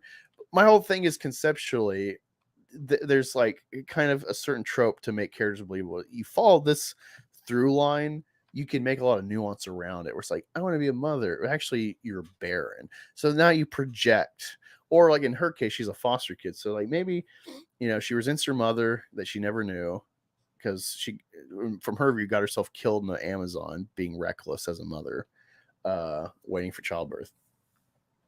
So you could have where it's like she's been damaged from the foster system and not having a mother, having no family, but she wants that, but she doesn't know how to do it because she's got this resentment. So like it's a flawed motherhood wish, where it's like inaction because of trauma, but there's the implicit want that we could relate to. We don't really know what the fuck she wants. She's always avoiding baby showers, avoiding invites for anything. Her partner can't figure her out. Modern day, yeah, modern woman. Fuck, where it's like, who the fuck would want you? Again, men, just go gay. Just go gay. Just for like, even if it's prison rules gay, where you're just like, that's all I can get because women suck. So I play prison rules to get off. Just accept gay however you need to. You're going to be way happier, whether it's just to get off to orgasm, or if it's like bonding, whatever. Just be gay or be celibate. fucking be gay on paper with a husband so you can adopt a child or have a surrogate. Don't deal with these modern bitches. This is actually a great insight of like, well, the average modern dumb bitch is like, well, no wonder you're seeing your old miserable, because like, who the fuck are you? What's your goal? You've been taught this feminism crap. Like, gay men are happy. Just literally reason gay was a word for happy, and it became a word for homosexual because gay men are happy. Whenever you ever seen a gay man, I thought that guy is just miserable. They typically try to portray joy. It's usually their trope. It's usually something their trope. implicit about gay guys. Their Are just trope. like, because they're kind of feminine, and so they got like, they see color better. They're fashionable. They have a good fashion sense generally. Think about tropes and stereotypes. Stereotypes reflect a reality. It's like, more often than not, those people are X. More often than not, the blacks have been to prison. Like, these are stereotypes that making jokes here, people. Yeah, modern dumb bitch, and their whole every time something comes, she's like, God,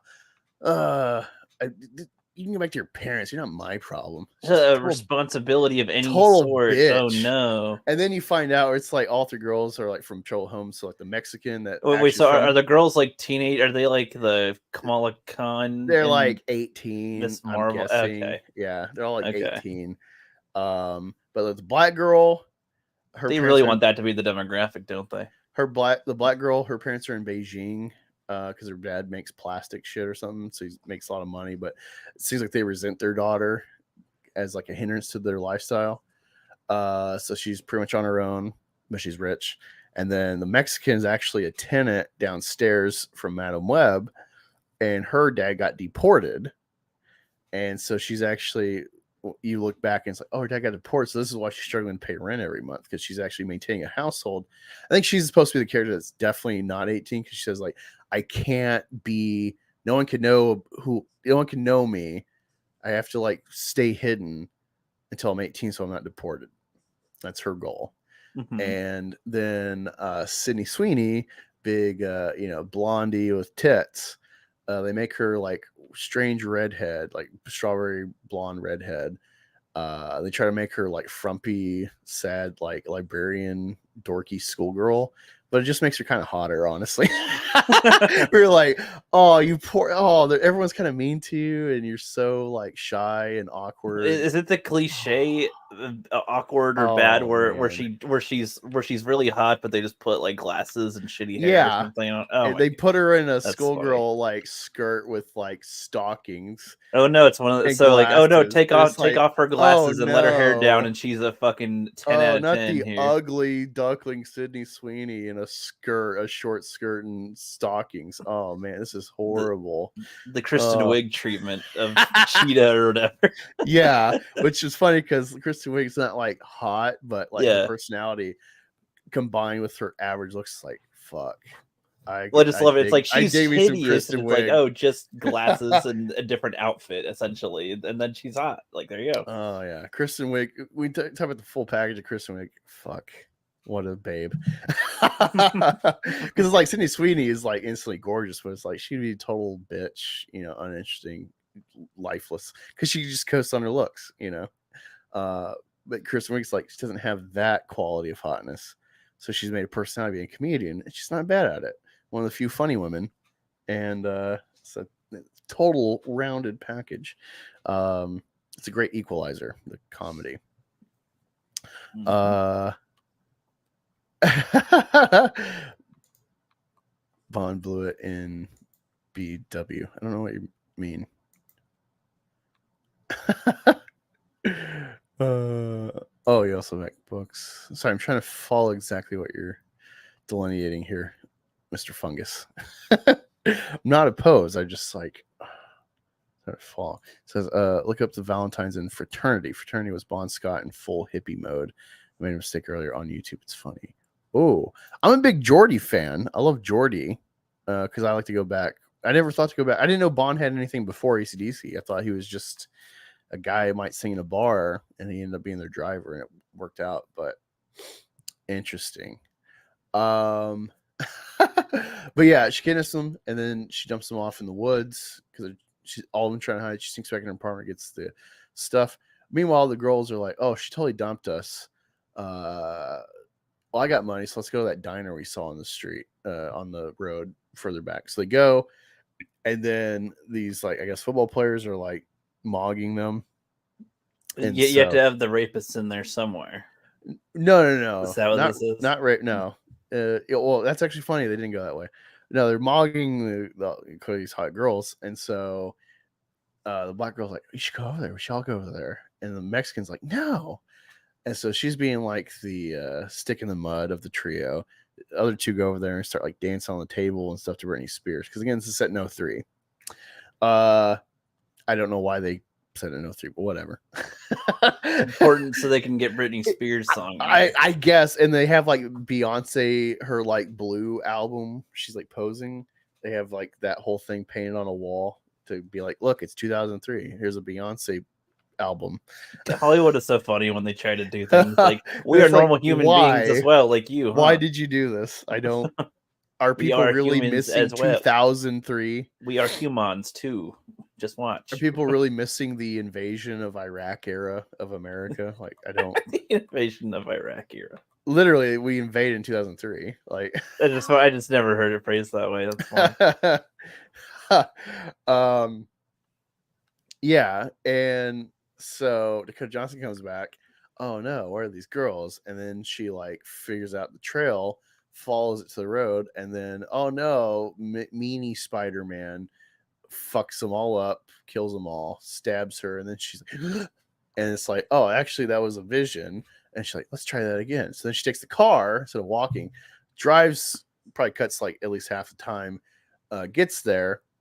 They make a whole thing of her trying to pass this logging truck that's like slowing her down. And as soon as she passes it, like here's a logging truck, she passes it and then instantly turns.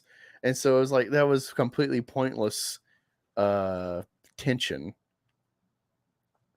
Okay. But it's like, she can drive because she's a paramedic and she's the driver of the van. So they've established, at least there's a through line of like, all right, it's not unbelievable that she can drive.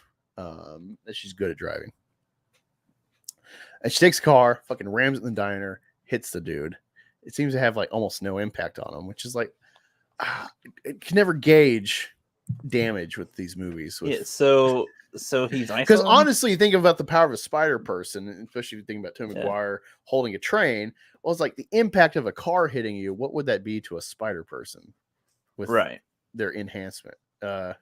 So it's like, whatever. And then when she gets him in the car, the spider guy who's like dazed her, he ends up like touching her and poisoning her for a little bit. So she's like feeling it in her hand. And I guess this is a way in the plot for her to know he can give you neurotoxins.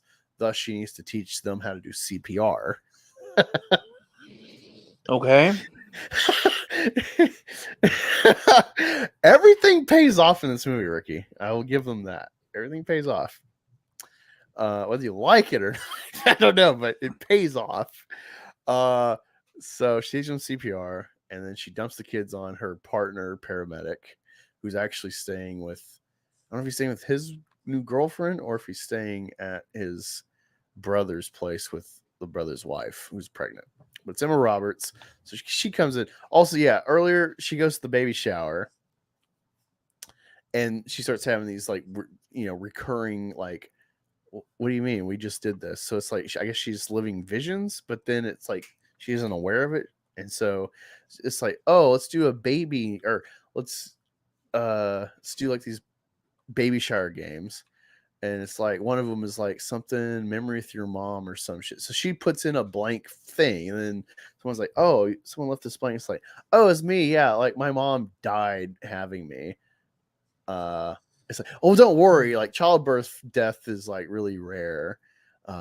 She was a dumb bitch with the Amazon. So it's like, whatever. It's just like, wow, what a bitch way to like. God damn. You could have just not put a fucking thing in the box. She has to make it. She wanted them to ask her. It was a prompt to it's ask like, a question. and shit, and interrupt the game so she can bitch about her mom. Oh my god, get over it. That's how many years ago? Shut up. Like 30 years ago, you never knew her. Jesus, you're just gonna always be mad at it. Oh my god. And then pretend like you're not mad, like, oh no, she was just a dumb bitch. It's okay, it's totally fine. Like, then don't mention it. Like, what? Again, why are you here? Honestly, also Mike Epps, Black comedian, he's in it for a little bit. He's also a paramedic. Yeah, okay. And he gets killed. She's like one of the first hard set stable visions she sees, and it's like they're responding to like some like workplace explosion, and so he's like, hey, I need you to help triage. He's like, hey, I got a bad film about this, let me drive. And he's like, no. And then he takes off, and then literally right, he gets to like the corner, a fucking truck plows him in the ambulance. So I thought it'd be funny if like, oh, you need to call an ambulance for the ambulance. Right. That'd be funny, but our ambulance is down. Well, what can we send? Another ambulance. Someone call 911. It's like, well, we are 911. We'll call another one. Like, he'll just do it again. Redundant like, joke. Yeah. Do it again. Yeah. Well, it's just weird because it's like this building is on the docks. So it's like a big warehouse on the docks. So this truck like plowed the fuck out of him. And it's like, where was he going? Because like all there is like a parking spot. Well, wait, was the truck intentionally trying to plow him or accidentally plows him?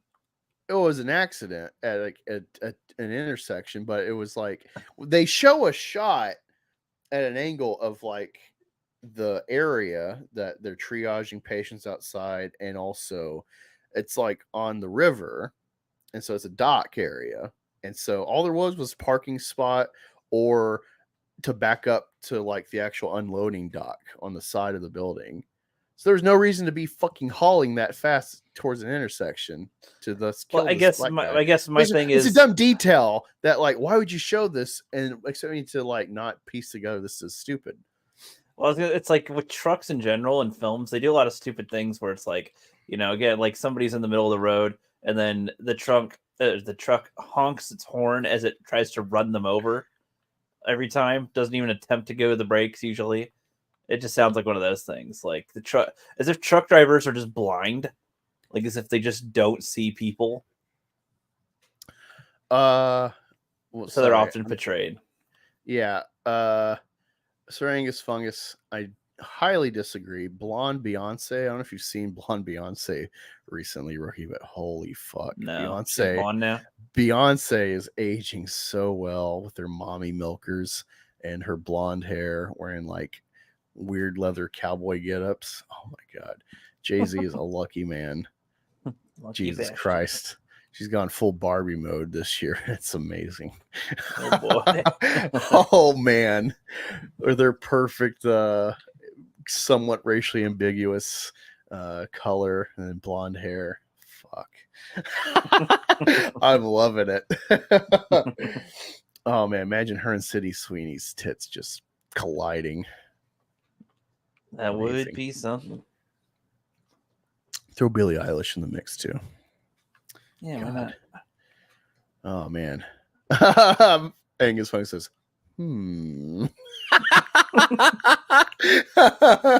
I've never listened to Easy Beats. I'm aware that is what George Young's band. So yeah, that I was going back with that whole warehouse accident. Let's fast forward again. So yeah, the diner shit, she takes him out and then she starts teaching him CPR. And is it supposed to be an she dumps the kids on her partner because she's like, I have to go to the Amazon. I have to go to Peru. Does she have a male partner or female partner? The male partner is Adam Scott from Parks and Rec. He's that's Calzone guy.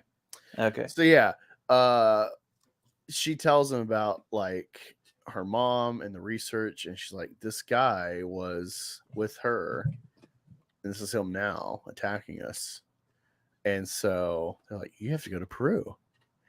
And so this fulfills the whole. What's funny is this is 2 years after 9/11, and she's in New York, all right, and then just magically She just goes to Peru for like a week or something. All right. It's like she's wanted for kidnapping. And so, like, how the fuck is she getting to? So, you don't need a passport at this point to get to Mexico. This only happened about 5 or 10 years ago. They changed it where you needed a passport to cross even Canadian or Mexican border. Before, their neighbor countries, you didn't have to have you just needed a state ID. You didn't need a federal ID to cross the border. But after that, if you're going from Mexico to like Peru, you probably need a passport. Mexico through the Central America, connecting to South America, you need a passport once you cross those other borders. So it's like, thus you would assume she would just take a plane from New York to Peru, and then maybe any other little specific planes within country. But again, there's a whole problem of like, well, plane's the fastest way, and you're wanted for kidnapping. You also stolen a taxi, so you need your ID to get a plane ticket. So this would no big deal at all. They never addressed this as like even a hindrance, even though she's hiding because of this problem. Yeah, it's just it's all good. It's all good, bro. So yeah, just that irritated me. It's like, oh, it's just whatever. Literally invoke the NSA in the plot of this. So it's like, this is on my mind. It's like, you've made this a time-specific film of 2003. So I'm aware 2 years after 9/11, Iraq invasion happened sometime this year. Yeah. So yeah, also terror threats and stuff are going to be just way more turned up. Also, if you took a flight, your name's going to pop up because your ID. So the NSA chick. So there's the so there's the bad guy. He kills the NSA lady to get her ID. He gives that ID for access to his like computer lady who keeps scanning to find these girls on cameras and stuff, or any information popping up with like police or something. That's why he was able to get to the diner, because he pretended to be a cop patching in to their dispatch, being like, this is unit whatever. Actually, these are not the girls in question. No need for backup. So he called off the cops. So there's less distractions. So like, that's a smart little detail on his part. But it's like, conveniently, the Dakota Johnson never pops up with like flight records for them to like, actually, I can just like blow her plane up. Like, right. Oh wait, so she trying to travel by herself or with the kids? She travels by herself, leaves the kids with her partner. Her doesn't say that's another thing too, where like you can't just take kids onto a fucking plane either, right? You need. Well, they all are living emancipated, but at least one is for sure under 18, character wise, because she even states it like, I have to be no one until I'm 18. I have to not get deported until I'm 18. Which is like, I don't think age matters if you're illegal, like especially during fresh war on terror. Like Mexico's a real. Oh, you haven't seen Sicario 2. Sicario 2 addresses terrorism in Mexico. Yeah, it's very interesting. But she goes to Peru, finds the pool, and like the guy who was, I guess, the leader, and I guess still is leader of these spider people, he's just wearing normal clothes now, and he's speaking pretty clear English. He's like, you've returned, like I knew you would. And it's like, what? Like, why are you here? I have predicted this that I saw in the future. Probably. We never get clarity that he has these powers. Just her, and then the evil spider guy. Of course. And then he shows her where she was born and says, like, you've got these powers, and you will unlock them and do great things with these powers. And he's like, do you trust me? She's like, man, I guess I got to. And he's like, shoves her in the pool. But it's unclear if he shoves her in the pool or if he shoves like her spirit, like Doctor Strange, into the pool. It's not very clear. And then she starts experiencing this web thing again. Also, the web shit kicked off at the beginning of the movie when they had a second rescue after the first one. I missed a whole little tangent here. So when they drop off the body, which ends up the doctor informs like, oh, actually she's gonna make it. And then this kid of the woman that they saved gives her a drawing, and she's awkwardly like, no, it's all right. And then he's like, just take the fucking picture from him. You can throw it away later. Like, so she just makes everything awkward, clearly. And the sister of that kid is Sydney Sweeney. So she's seen all three of these girls at some point in her life recently. So it makes it like a weird web. I feel like there's something else I missed. But yeah, that's like a connection.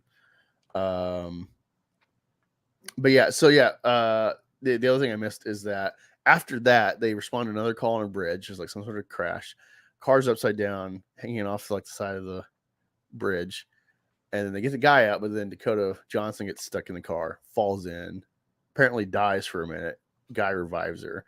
And that's when she first experienced like her web shit that she's like, what the fuck? Is this like a weird vision? Am I dying? So she didn't really think nothing of it. But then right after that, she starts having these weird like Groundhog Day sequences of like, oh, you need to see a doctor. Your oxygen's way too low. And she's like, what are you talking about? It's, oh, look, it's fine. It's 89. And then it like restarts. It's like, wow, your O2 levels are really low. And she's like, what are you talking about? My shit's 89. He's like, no, it's not. And he's like, oh, huh. Hey, it is now. Weird. And she's like, why are you fucking with me? So she has these few scenes like Groundhog Day, but then they pretty much go away pretty quick. Then it becomes like conveniently very focused visions because she pretty much quickly comes back from Peru. But there's a whole chase sequence because her partner's sister-in-law goes into labor. So they're trying to rush her to the hospital with all the kids in the car. So they're leaving them at that house, takes all the kids with them. And then it gets picked up on a camera from the NSA surveillance lady. And so the spider person's trying to stop them, creates chaos, has all of the lights turn green. So everyone's going to hit each other to make them stop. And then Dakota Johnson has a vision knowing where to go. So she rams in like some sort of kind of small Times Square looking corner, rams through an upper level through a wall to take out the spider guy with the ambulance for a minute. Of course, it doesn't really phase them, but it like slows them down. And then there's a chase sequence. She ends up electrocuting the top of the van when with the electrodes, like the shock pedals. They time it when he lands, just like shock. And it's like, oh, that's kind of clever. That was pretty much it. And then like conveniently the thing dies, but then they get away, but then he's still tracking them somehow, figures out where they're at. So they go to the warehouse where her medic leader died from the truck. And I guess there's still all this debris of explosive shit in the building that they've not cordoned at all. They easily get inside. Seems like a security issue on the company's part, whatever the company was making this product or shipping it. Very explosive shit. They just have a giant hole in the wall they never patched up or blocked off for people to just wander in and steal explosives. And so she takes flares, starts blowing up all this shit, and she's starting to like quickly predict where like explosive shit's going to hit and stuff to like take him out repeatedly, slow him down. She keeps like she gets like a piece of metal, starts using it to deflect. She's like, no, don't go over there, because something hits the wall. Then don't go over there, that's going to explode. And it just gets a little too convenient, especially when it's not like a spider person. It's just she's. Is it like Next, sort of like where you can sort of trial and error see where things are going or something? Yeah, it's like, oh no, that's about to explode. Then boom, it instantly explodes and leaves like a hole in the roof, so I can't walk there. And then oh shit, debris hits the wall. It would have killed you from impact. And then she sees a big Pepsi Cola sign, because earlier in the movie they're at a barbecue and she gets a Pepsi can. I'm like, product placement. And then at the end of the movie, there's a giant Pepsi sign on the fucking building. A giant neon Pepsi sign of all letters. Hail the Lord Pepsi. Pepsi Cola. And ultimately he's attacking all the girls, but then somehow she can like project herself in multiple spots at once. And I don't know if it's her spirit or actually she like physically with these projections helps lift up the girls off these different debris of the imploding building. And then he like punches her and it sucks all of her other cells into herself again. She goes in the water, gets hit with some explosive in the water. so you think she's going to die, but the spider guy ends up getting trapped in Pepsi signage and dies on impact on the ground. Wow. Death by Pepsi. It sounds similar to Power Rangers, the movie, how they had Krispy Kreme like all over the fucking movie, and they're like, "Now, where have you hidden it? The Krispy Kreme. Krispy Kreme? Yeah, Krispy Kreme. This is a special place, very special."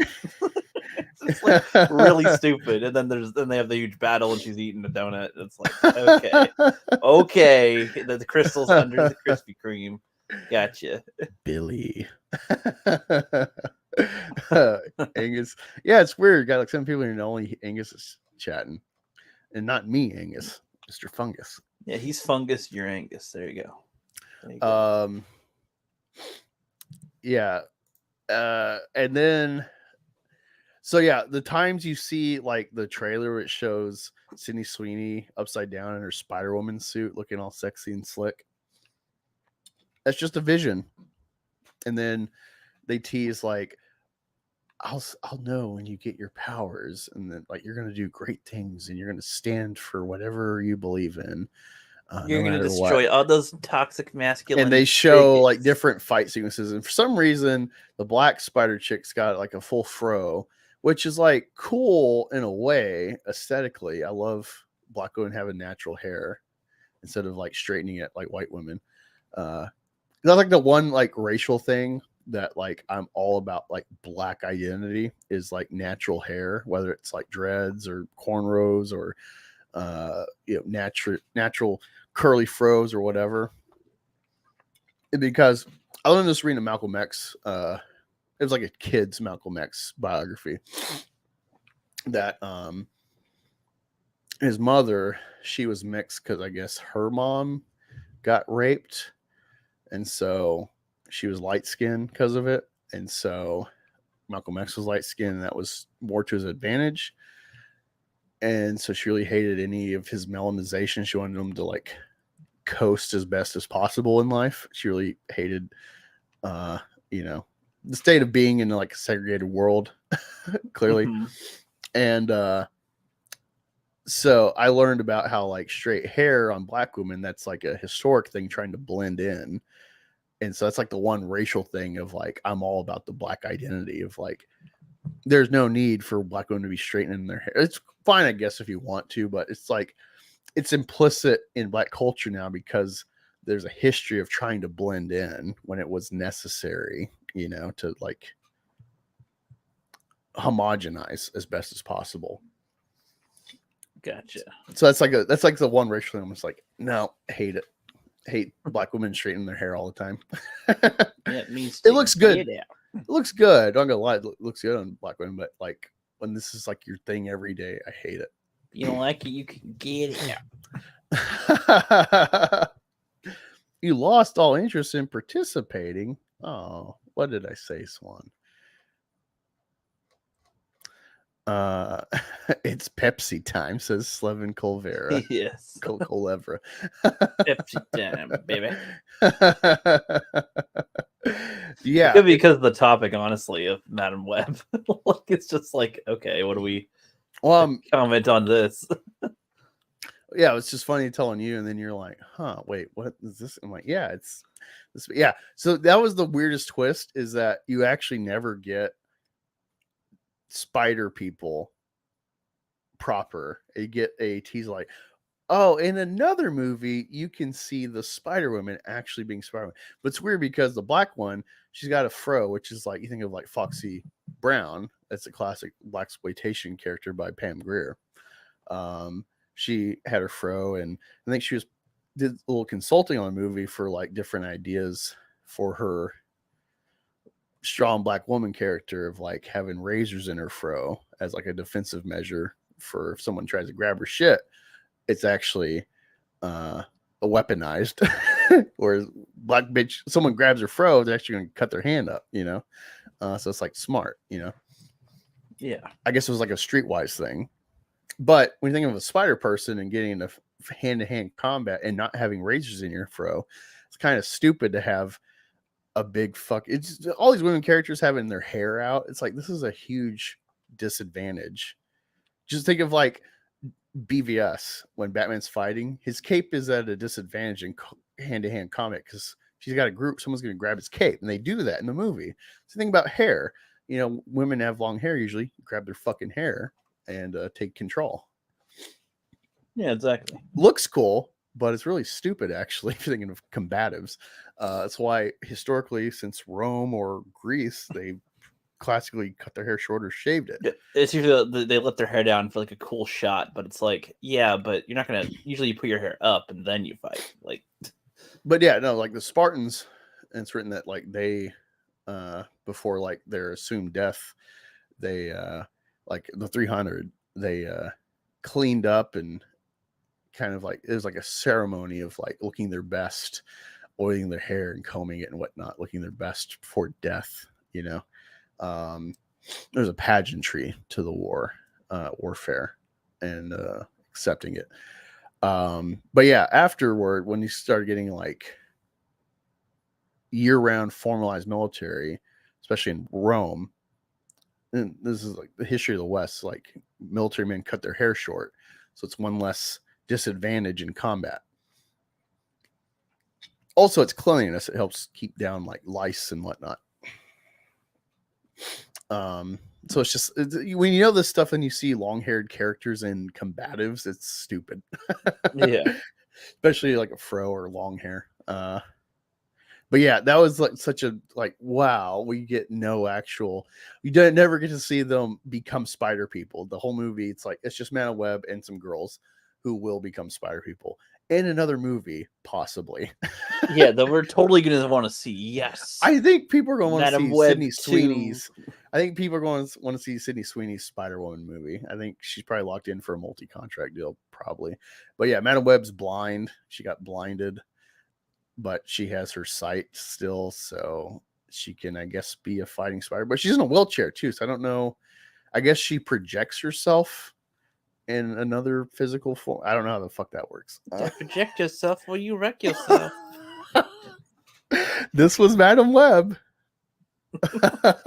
Was it acted well? Well, Dakota Johnson was kind of just like, but it kind of made sense that she was like that most of the movie. But once she got to like the pool and then the fight, it was like, oh wow, she's really bad for now this role. This is Madam Web.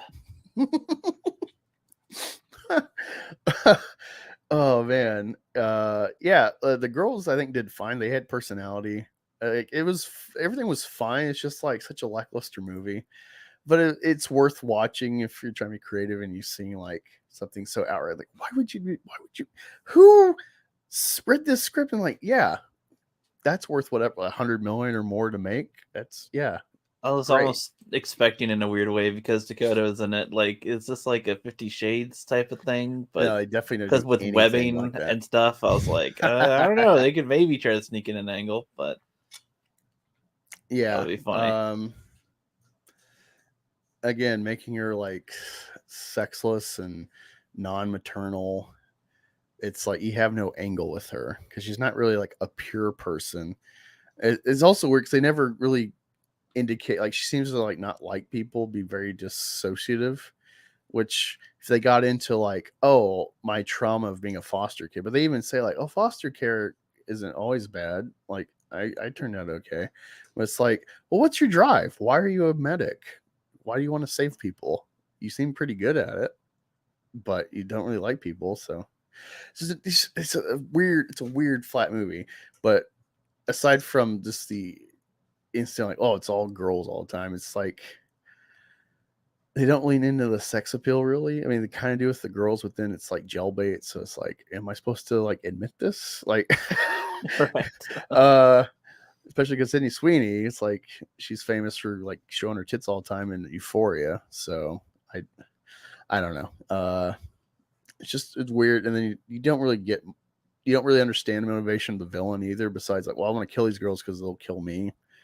But the comeuppance is like, well, I mean, I guess karmically he deserves to die for killing the mother and those people in the Amazon and stealing the spider for selfish reasons, but ultimately his death is because he's trying to kill these girls. If he never tried to kill them, he may not have ever gotten killed himself. Yeah. It's a very clouded movie. Does not sound like one that I want to really watch, but I guess. And that's why I'm going to make you watch it in the future.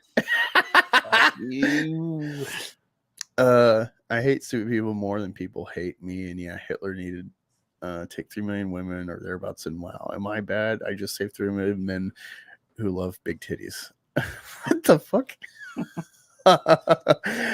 You're like, I'm making a point. I'm not sure what point. However, I made it. Well, He there also you said go. AIDS earlier. Perfect. Oh, what a wacky guy. All right, let's react to Katie did catching the catching the attention of Renowned Zero, my newest subscription on YouTube. So let me zoom in. This is the thumbnail. Eric July is Jesus. Frog worshiper believes so. My haters are silly. Let's monetize them. Interesting. Not hearing any sound. Yeah, I know. Okay. All right. So like every time he's got a show, Alpha Core and I think Blade Devil showing Alpha Core merch. Style type of art with two. You get see here got all the look like plenty of else's bro novel. By B 26 back. B claiming to be a. We have Katie once again claiming to be a mother and wife.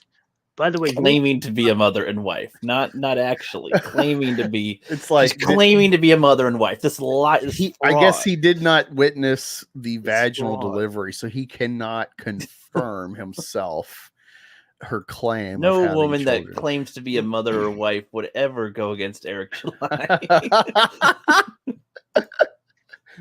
Your content consists of taking clips and just reposting them on your channel with no commentary, no transformative, anything. I think EVS like told people to do that. Like he was okay with that. I would agree with him. I would agree with his criticism right here. If like, I don't know if the person that she was doing that for didn't like that, didn't like that she was doing it, but he gave permission for it. So I don't see the problem with that. Well, she's clipping Ripa before he hides all of his streams behind the paywall of membership. Well, that's true too. Yeah. So it's like when people clip. They're referring to taking him at. Okay, I was saying. Well, yeah, but it's like EVS stuff. People will clip like, oh, look at what X-Men did. Look, here's like the first like blurbs about the main cast, and oh no, Morph is non-binary. This is official X-Men stuff. It's kind of the same thing, you know, but you don't like it because it's your guy. Because you drama farm. That'll only last but so long until people stop watching. Could literally last as long as Rip is on YouTube. Well, I mean, how would you describe this guy's channel? He just comments on Twitter interactions. So, I mean, he's transforming it by commenting on it, but like he literally reads his own tweets every day. That is one way to go, I guess. It's just like, I wouldn't say that's impressive, but all right. I just call this pretty much pot kettle, you know, like. Well, that's what I'm saying. He's like going, she's doing this content about this stuff, but it's like all his thumbnails seem to have Eric July in them. Like, okay, that doesn't seem to matter to him but unless it's somebody else, but all right. Yeah. There's certain creators that you hang around that their numbers have completely dipped and you're still doing exactly what they're doing. Well, let's get into this clip that you have put up here, right? Where you say, oh my God, Eric, you just can't help yourself, can you? We aren't mad. We're actually having fun. Also, last I checked, anytime someone questions your comic books, your bandwagon of idiots attack them, not the other way around.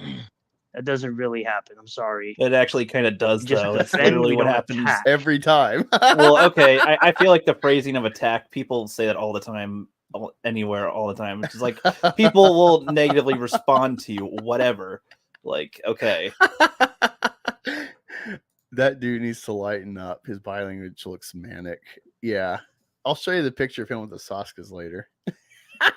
He With went the to Saskas? MegaCon. Okay. This dude is actually angry. That's sad. Well, that's what's funny. It's like whenever they say cope and seethe, it's like, but we're not seething or coping. It's funny. Like, I don't. right. Do you not know? Do you guys not know what humor is, or how you can find joy in any of this stuff? Like, what do you mean? Like, I don't know. Y'all are the ones that attack people for simply liking something that you don't like. We don't go around caring about you liking whatever books you like, which I can tell you don't back anything. You claim to. I like Her so pinned post is hold on, so Mike Barron's book. She's like, this is a does- real comic book. Does he just like make incorrect predictions of things, like with who people He's a back or something? ripetard. Like, He's a ripetard. Like, that's the one thing that- he starts out with Jesus. Alpha Core campaign and Blade Devil. Well, it's like he's just like, I doubt that she backs any other comic book, and it's like, No, well, this okay, dude's an idiot. This dude's an idiot so like because- when if he says this, and then people go, all right, well, I guess, all right, I'm going to show you all these comics that I backed. Now, what are you going to say? One of his Well, videos yeah, about me. One of his like, videos about me was an interaction where he was, I guess, interacting with Tyler, the plumber sister book. Yeah, And okay. I commented, I'm like, I don't like Nintendo, but I backed his book and I really like it. I was pretty much, hey, you're a ripetard, so we don't like each other, but like, you should back this book because I got it and I like it, and I don't even like Nintendo. And then he said, like, doubt it, which is like, what? And then I put a picture of myself with the book. I have it right here. Yeah. And he still said doubt it, and it's like, what the Like, fuck? well, Like, what more than like a picture proof do you need? Like, does he need to have you have a video and point to each thing and talk about like what type of claim is? It's one thing, it's like, yeah, I don't know, he's calling you a liar basically. It's just like, right? Okay, so I'm it's showing like, you it's proof, so weird. and then you're just like, well, no, that's not good enough for me. It's like, what is Yeah, that? well, because I'm a what is that? detractor, so I'm just a liar. Because it's like, I just say it's more retarded to just think that, oh, you're a detractor, therefore there's a specific way that you think now. And it's like, well, no, like, I don't think that other Rippa fans are like him. Also, I would like, doubt Hell that. the Lore, this dude's been sucking off Eric in the Rippaverse for months, being a shill on Twitter. He just, like, last month got his first Rippaverse book. And it's like, what? You've been saying all this shit. You haven't read one fucking book. You just now got ice on. That's interesting. Right? Yeah. Lastly, you're not Jesus, hun. Jesus never lies like you do. Oh my God, this dude. Let's listen to the clip.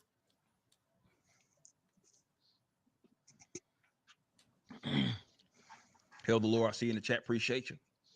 He has given some reviews. I know he talked about it. There's a certain creator who included it in his live stream and cried about Hail the Lord giving great reviews, glowing reviews to Eric's Lies. Certain guy. See, this guy literally copies Certain- Eric's. So he's not saying EVS again. See, like, that sounds like beta behavior. It's like, I will not say your name. I can't say your name. Nope. It's Reverse like, I don't know. Comics. As many people wanted to say that he was praising Eric's stuff before he even bought it, which never happened. I'm probably the most hated. Wait. Wait. So you mean the thing that can be provable when he's been glowing reviews to Eric's Lies, Right. Rippaverse Comics. As many people wanted to say that he was praising Eric's stuff before he even bought it, which never happened. I'm probably the most hated Rippaverse Comics review on. Literally happened. He was always on Eric's dick and hadn't backed a single book until just now. Like, do you think, was he defending the comic commentary specifically, or just Rippaverse in general. I'm I sure we can go guess. through That could probably be a his difference, history, but and yeah, it sounds like it okay, might yeah. it might be like a shade difference where it's like, oh well, he never said it was good because he hadn't read it, so it's like a fine, talking about like fine distinctions. Well, like where it's before like, I read it, I was attempting to figure out a way to like, okay, well maybe it means this or that or something before I even read it, and then I read it and it's like, oh, never mind. Okay, yeah, you thought, no way, I guess you're lying. maybe you're misreading exaggerating. the thing somehow. It's like, oh nope, yeah, nope, okay, yeah, pretty right. Ripatard. Twitter, the weirdos hate my thoughts and the fact that Eric shares them. Yeah, I mean, look, that's to be expected. We already know. Anybody that's covered the Riververse knows that there are people. Everything was always a projection. The criticism, we all knew that it's still a lie. Is it going to stop people from repeating it? No, this is why it's not no point in. No, these people are never going to stop regurgitating the same talking points. So we're going to see them. Yeah, the same talking points of this book sucks. Here's the proof. Look, let's atomize this book page by page to explain why it's bad, and this is not valid when it's like, well, and they'll say, I think they'll say like, the bad criticism or something, and then it's like, okay, so you don't like any criticism that is like negative. They probably say, well, no. Well, okay, then can you point to any one example that you consider a legitimate criticism? Yeah, they'll be like, they never do. They never do. They'll be like, so Literature like, Devil had a good one. Like, can you point out what you're even talking about then? Like, that is a good one, a good faith criticism then, or whatever. What it is is like in his review of Dick's review, it's like he got like a detail wrong, and so it's like, oh, did you even read the book? They'll catastrophize one like slip up as like, oh, this is clearly bad faith. He didn't read the book.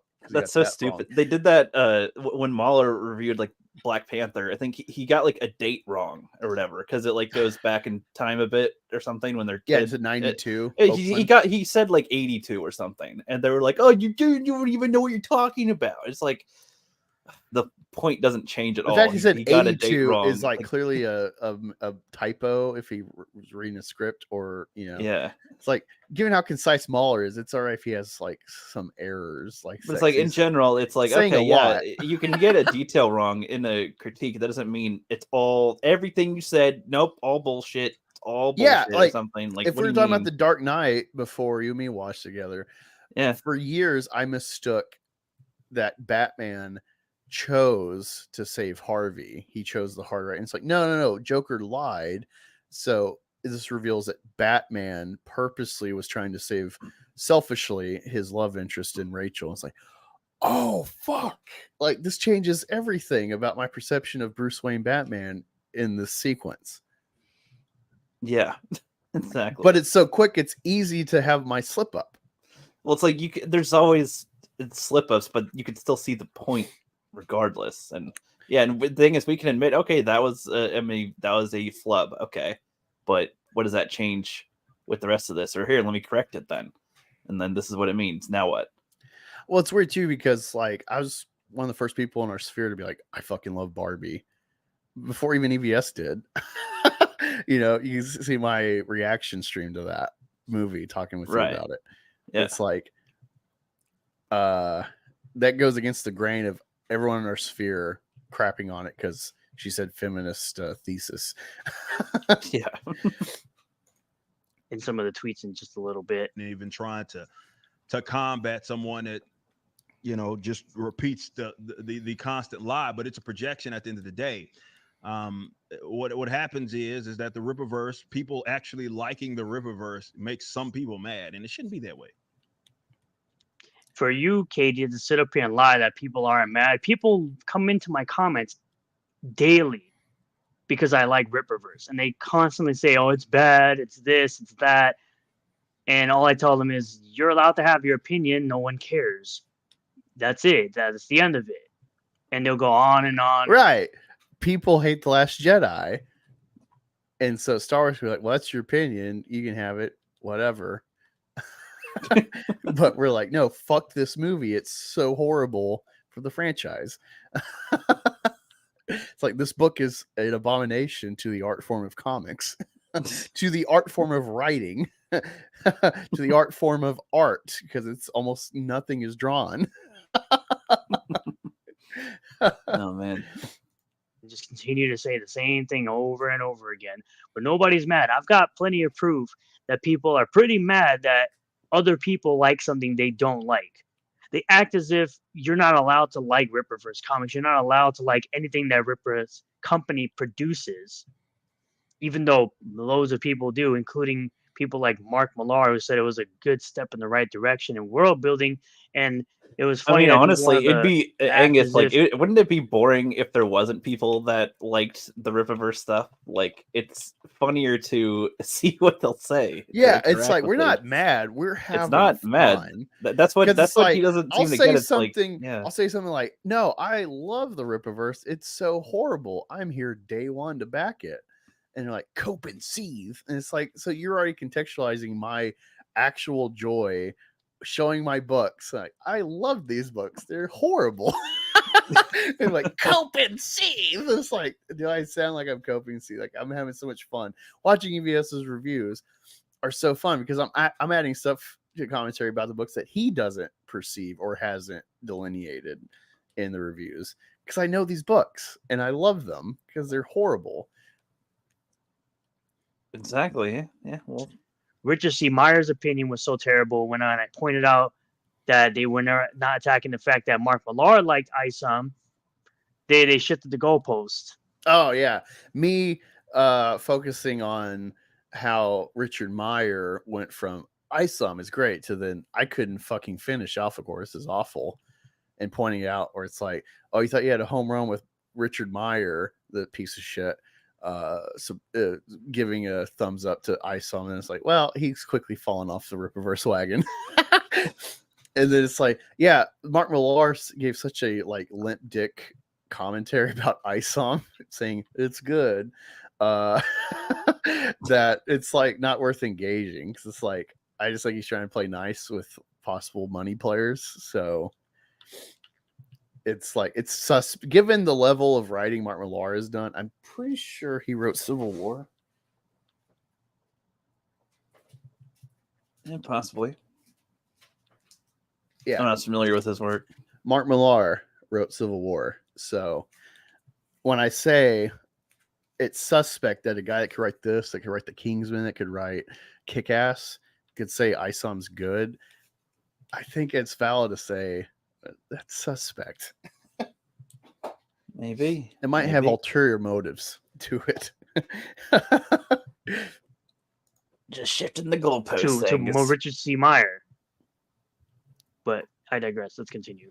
I've said a million times, we can handle that. We've long handled that there are people out there that are not going to like something that the Rippaverse puts out. That's to be anticipated. You don't, definitely when you see success, right? Nobody's Jesus, right? And even they hated them. So there's nobody out there that is just going to be unanimously liked, or something is going to be unanimous. So what Eric was trying to say was that people liked Jesus, but then at the same time, there were also people that didn't like Jesus just for existing. He had detractors, of course. Yeah, That's this not is him comparing himself to Jesus. Jesus. Jesus Moron. detractors. Stop. Well, interpreting or he's literally doing misinterpreting what someone's literally saying. doing the same thing with the Israel thing, where it's like Yeah. it doesn't have anything to do with them, and then he's like, now I am also Israel. So like, you've read wait. the gospel of our Lord Jesus Christ and how there were detractors. This is exactly like I am dealing with. It's like, that's kind of like you saying you're Jesus. No, I agree with people. He didn't literally say it literally with the literal words, but it is heavily like, implied. So right, it's like when you can take it from what they he's love saying. to the Rippatards, and Rippa himself love to like I pigeonholed him as like, yeah, given your people you work with, that you stream with, the audience you've built, you work at the Blaze, you are de facto conservative, and so I'm just going to concisely call you that instead of typing out libertarian anarcho-capitalist, because you're not even that. You called the cops. That's such a statist move. You love talking about marauds as a dumb thing, but then you call the cops like a bitch over a physical super chat with bunnies drawn on them. He literally actually like, oh, I can't even say what was on the messages on that money. And it's like he drew bunnies and carrots. You're a bitch.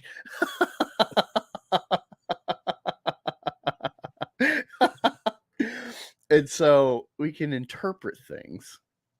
Whenever we interpret things that weren't exactly specifically said, they go, oh, well, look, he's a liar because that was never said. It's like, well, I'm reading between the lines and creating a summary. Yeah. They're so disingenuous. It's why we get such a kick out of this. Like, you keep this rolling. Ripitards like yourself, Hell the Lore, you play victim. Eric, play victim. You know, you could have overlooked that fucking grave. You gave this info out of your fucking great grandpappy Isom. And so of course someone's gonna troll you and go to the grave. and put a plushie there and put then plushies leave. on it. It's like, wow, it's like, who the fuck else has visited this grave? And if you were to like put that as like, you know, you defamed or defaced or whatever a grave, I wouldn't think of, they put plushies on it to fall into that category. It's like, you know what Muslims do when they win? They build mosques over the victory sites of their foes. That's real desecration. Or, you know, when they take over spots and they find like pagan icons, they blow them up. Like great works of art, like in Afghanistan, the Taliban have blown up great works of like Buddha statues because it's pagan. The fucking Al-Qaeda blew up all these like Babylonian artifacts. Like the one thing people are going to go visit Iraq for. Iraq is like a desolate wasteland of Tatooine. The one thing that's going to like give you revenue besides maybe oil, if you got it, is people visiting the archaeological sites that you blow up because they're idols. Like, you're idiotic. Like, that's desecration. Yeah. A detractor visited the grave and left mementos that are memes. But I'd be like, how much physical money have these guys left for Eric before? I don't think any, really, have they? Delivered money practically right into his hands, like literally. That was such a boss move by Riley to make it all these fat detractors, out of shape fat whites, and then like, oh look, a fat white with comically sized scissors puts money on your warehouse. Again, like the cops. Again, I loved it. Like before I saw the picture of him with the clippers, I was like, ooh, maybe that isn't good. Like some sketchy person. He's got the giant clippers. It's like, oh, he's like, that's funny. I'm going that's to clip funny. your arm hair, Eric. Like with these that's giant funny. fucking garden shears. Like, think about the practicality of clipping somebody. Hold still. I'm not gonna try to not nip any flesh. Probably listen and open your ears before you start spewing out of garbage opinions that don't even matter. Oh, he's wearing the "What's your favorite part" shirt. There's a clip that Dick shared where Eric is just fucking wearing. He's like, "What's your favorite part?" No one asked that gay shit. So don't act like y'all weren't triggered by that. Well, most people don't act like they've read something and then actually haven't. So, I mean, when it seems to be, hey, you know, have you read it? Because you think he can fly. Like, that just kind of becomes a question you ask sometimes. It's a little curious because you're, in this case, you saying that this is what this person is doing, and you spit this out like it's a fact. It's not a fact. He doesn't literally go, I am just like Jesus. He doesn't say those like words. he's literally making them. what we were saying. Like, can't read between. You know what subtext is, or read between any lines. Who our or enemies anything. are? Like it's kind of funny. It's just like, no, it's just. Yes, he took what he said and then said, like, you know, he thinks he's Jesus now, and he's like, yeah, you come in and see it tonight. It's like, no, it's Fungus says, Eric. Ew. Okay, that is a bridge too far. I might not stay. Only so much arm hair one can handle, you know. Sturgis doesn't know how much Eric July is a big hypocrite himself, since he can't understand that no matter how famous you are, you're getting criticized either way. Exactly. He's like, he reminds me of Palpatine. He's like, these The attack of my life has left me scarred. Comparison, he's just simply saying that even the most respected person that should have been respected during his time had people that hated him, even though he wasn't doing anything to them. Simply what he's doing is creating comics and creating a universe while everyone on the Well, contextually, Jesus was a heretic to the Jewish people, to the Pharisees and the Sadducees. This guy proclaimed himself God, and so they're like, doubt, and they were out to get him because he, in their view, was sacrilegious. Also, he kind of was attacking their grift because they were in control of the Jewish state and the temple and stuff, and made a mockery of it. You're probably getting cuts from the what do you call it? There's an exchange in the temple because you couldn't use foreign coin because they're all non-Jewish coin was sacrilegious to be in the temple because you're not supposed to have like pagan shit in this monotheistic temple of the one true God. So you exchange your currency, but the money changers were making profit. So Jesus, being the communist he is, attacked all of them and whipped them out of whipped the money changers out of the temple. So he's a rabble rouser, he was, and then also there's the state of Rome that is in control, and the Jews are of course in conflict with them politically, given that these are pagan invaders conquering them.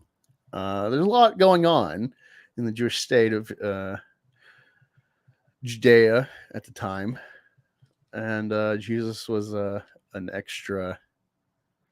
It's just there's a lot of context that just makes it funny too. I'm like, well, I mean, whether you believe in Jesus or not, there's definitely a reason to like criticize and detract from him. The other side of the CG fence sits up here and hates on him constantly just for existing. Liked. We can accept, however, that there are people that don't like it. The coping area is that there are folks out there that cannot deal with the fact that there are people out there that genuinely like what it is that we're doing and enjoy the work that we're putting out, enjoy the stories it is that we're putting out there. And some people that makes folks irate. And I don't doubt retards like that video of like, what are Ison's powers? Enjoy your stupid book.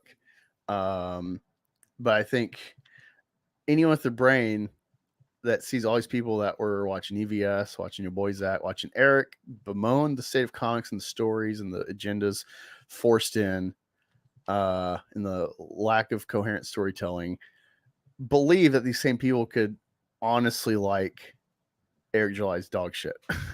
Well, and it's the kind of thing too where with all of that, wasn't the thing that they would always say is, well, if you don't like it, don't read it. You don't like it, don't say anything. If you're not going to say anything nice, don't say anything at all. Kind of stuff. So many it's people. Like, so why like Eric's doing the same thing and his fans are doing the same I'm thing. a detractor because I've read the fucking books.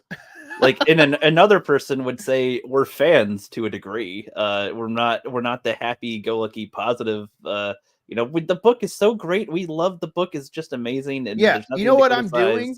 I'm literally doing what Nerdrotic does, or like the SJWs.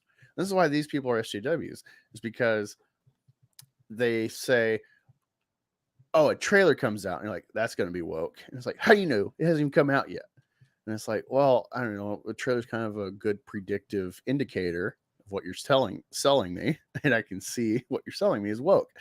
And it's like, we haven't seen it. So then we go and watch the movie and say, well, that sucked. It confirmed my predictions that were based on logic from dissecting your trailers. It confirmed the inevitable. And it's like, and then they just ignored that or say you're an incel or whatever. And it's like, but I so it's like, you either don't watch it, and so you can't comment intelligibly, or you do watch it and then they try to ignore your commentary because you're just a hater or whatever. It's like, you're not going anywhere. So best actually just engage it and have the full story, full knowledge, and then comment on it. And they hate that. Disney would rather you just leave and not comment with no knowledge. Yeah, if you don't comment on it, you'd just hear the positive parts. Whether you like Nadruk or not, and clearly I've said repeatedly I got my reservation with him, but I think he's the one credible guy out of that whole bunch because he actually engages the stuff and has history with the material that it's based on. So he has an informed opinion, and so he has value. He does concise videos to win you over to his point of view with like lots of background into the creation, the creators of it. That's what's funny too, is like, hey, the Sasuke's got a very suspect history for Eric to hire them being an unwoke company. And it's like everything but their Black Widow comic indicates they are woke activists, not just, oh, they support whatever politics, but they're like active agents to further agendas. And it's, from researching their body of work, which is like what Nadruk does with his videos. Where it's like, oh no, this person is writing this. Guess what else they wrote? This woke thing. Like, it's the same shit. They really hate the light being shown on them. Oh yeah. You don't think that that's the case? All you got to do is speak positively about the Riververse, and it will inevitably. This happens every single day. Every time I speak positively about the Riververse, I always have people in my comments on YouTube, and all I do is just laugh at them, tell them it's okay, you can have that opinion, and if they get a little bit too aggressive, I'll just monetize them. People that are, perpetually online, all the time, that are just mad, just angry, like, how dare you? Like, it was always a projection. That's all it ever was. So, but it's all good. Secretly, I think a lot of them are fans, and that's the closest to accurate I think that he's ever been in addressing this kind of thing. Yes, a lot of people that make fun of him and criticize him are kind of fans of him. They watch his content. We back the things and we comment on it and shit. Like it's like, yes, it's not entirely, because honestly, if you truly felt like, oh man, I just hate this so much, like I don't know, I feel like there's a degree where you would drop off at some point with interest, but there's interest in it because it's funny, like, and it's fun to do it with, and other people that do it too. So it's just like, okay, like, all right, it's I'm enjoying him in a different way than before, Yeah, I used to support him. Now it's like I detract him and I enjoy it. Well, it's like, and I still hope that like the Horseman and other stuff like are good, but I have high doubts. I have high doubts that would be they fucking will be based horrible on what we've gotten. But if he actually made good stuff, that would be awful. I know, but in general, with this, that would ruin the fun I'm having. It's like, oh, he actually turned around and made good stuff, and isn't writing himself because he sucks. He knows that he's just hiring better people to write good stuff. Well, like, I'm referring to like the Horseman and stuff. Like, that sounds like a decent idea in a way, even though the name could be better. Yes, the name could be better, but it does not sound good at all. I fight crime invoking the power of horses. It's like, unless you're talking about you have like an engine with lots of horsepower, as in tow capability. There's nothing about horses that make you think I want to be besides cocks. They got giant cocks. That's the only thing of like, oh, I want that power from a horse. Well, no, like, this is the thing about them not having said much about the comic yet. I'm imagining a lot of different ways that it could be good and stuff. So until I know what it actually is about, give me one. Well, we talked about it before, like horses and stuff, like with Rohan and stuff. If you had a horse rider of some kind that's really good at doing stuff, like there's ways you can make the story good. But see, that's all based on. But if it's like somebody who has a power of a horse, that's what I'm saying. I think that it could be good, and like with the when they said they want it to be like a Batman-esque character, so like I think that this has potential to be good. But until we know anything about the story, then we won't know really. Another horseman to evoke would be the Scythian horsemen of the Empire of Scythia. They were precursors to Mongols. They were like, if you play Rome Total War, you can play as the Scythians, and they're pretty OP at the start of the game because their first or second recruitment level is horse archers. And they have like 54 in a normal setting. You get 54 horsemen. They each have, I think, 60 arrows. So you can just evade the enemy all day and shoot them all day and take out like half their army before you have to engage them. So you can really fuck up a military engagement. Yeah, I mean, if he has like based horse on reality, powers, so is if he the has thing. horse powers, that doesn't sound interesting to me. But if like a character who has his like sigils and his whatever based on horses, he's like, about endurance. He's about he's able to carry a lot of shit and get things done. I don't know. Like you can and He has. I could He see can there being haul something. a lot of cargo. Wow. Well, I guess I meant like you can haul a lot of weapons. I was phrasing it as in you can haul like weapons or like you can carry Yeah, you can carry all the three- weapons you for the can real carry warriors. 3 people out of a building and that's his like strength level or something. Like you can get an idea of it. And Well, see, that's why Ant-Man's cool because ants have the ability to carry like 20 times their own body size and weight. That's cool. And yeah, that's why Ant-Man's but I guess cool. on a simple level, like again, the Riders of Rohan, like none of them have superpowers, but they're cool horsemen. They're Essentially, noble like, knights on horses. That's yes. kind of another angle that it could be interesting too. That's why it's stupid because a horse is a service animal. That's why it's conceptually dumb. Again, it's not. Eric and these weirdos think it's like, oh, they're laughing because horse man combined of like thing man. It's like no. That's where it shows your juvenile fucking understanding of comics. Again, I don't think Bob Kane and Bill Finger understood what they made with Batman fully, but intrinsically they were on the right track from the start because they clearly did the opposite of Superman. They made a very satanic, demonic, aesthetic character. It's nocturnal. It's in the shadows. It's fear-based. It's got a like demonic associated creature of a bat. Bats. There's vampire bats that are bloodsuckers. Dracula has bats. It's all demonic. But then it's like he's actually a good guy. It's like whoa.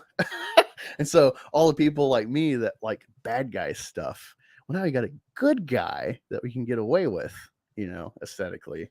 Where it's like, normally they'd like Thanos or Doctor Doom, but that's just outright evil characters. And this guy uses evil aesthetics to fight crime. He's a good guy. And it's like, nice subversion. That's no, they have none of that with Horsemen. Look at their Superman. They have like no symbology with him. Again, like I said, all this just the name and I saw the image and then I'm using my imagination. So until they give more details, all I have is that. So but they already said like in the trailer, it's like, what if we had like a street level crime fighter with no powers? I know that doesn't make any sense for what they're talking about because we don't even know anything about the world and whatever. So it's like, okay, that doesn't really matter. So I thought that was Isom, that he practically is that for your world. He's Luke Cage, really, but yeah. Let me adjust the chat. But hold on, Xbox Gamer in the chat says Horsemen good. I'm detracting you, Rook. Jimmy John's is better than Subway. No. I never had Jimmy John's. So Jimmy John's is nothing compared to Subway. I can't determine. Was a new Horseman clip Katie did. He says, the picky people, there will be a character or a story up to your speed. Got it from it. The picky people are dumb to him. Engaged is inglorious because people should just here's man. Horse fuck. Max was horse man. Zero and I and a few other Eric lovers got into it with me all day Tuesday. Hurling insults. Actually, this is all due to you, Black Games, because I chimed in to support your tweet. Sorry. Declining cell. I explained why it was declining and it brought the holes out of the a-holes out of the woodwork to attack me. Bruce Small attacked me all day. Yeah, I already have him blocked. There's certain ripitards I have blocked because it's just like, oh, your personality is just anti-detractor and shielding Eric. Zero called me childless and a baby mother in the same tweet, using both as an insult. I mean, yes, obviously I'm one of or the other. How can both be insults? This is different from my Twitter account. It's not my usual Joy Baker account. You should be able to see it in your replies. Yeah, that's the other thing too. Before, I'm not sure. Let me look up really quick. When was the stirrup?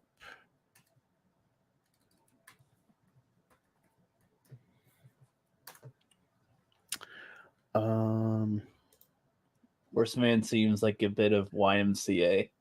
This fungus.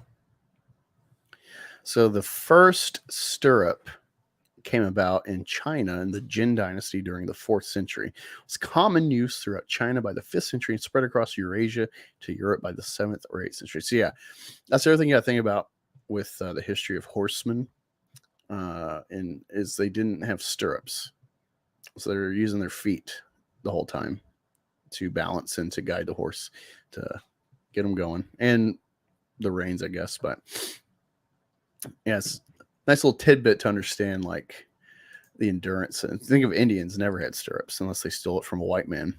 I never had JJ either. It was Jimmy John's. Oh yeah, Jimmy John sucks. I do like the Jimmy John. I think the owner is like a big game hunter, and people got triggered because he killed a lion. There's Quiznos that I don't think really exists anymore. Any one of those that were in my state, I think, are pretty much gone, as far as I could tell. There's like what is it, Hot Firehouse Subs or something? I think they specialize in like a whole bunch of hot meat on a sandwich or something. So those are probably pretty good. I got some hot meat.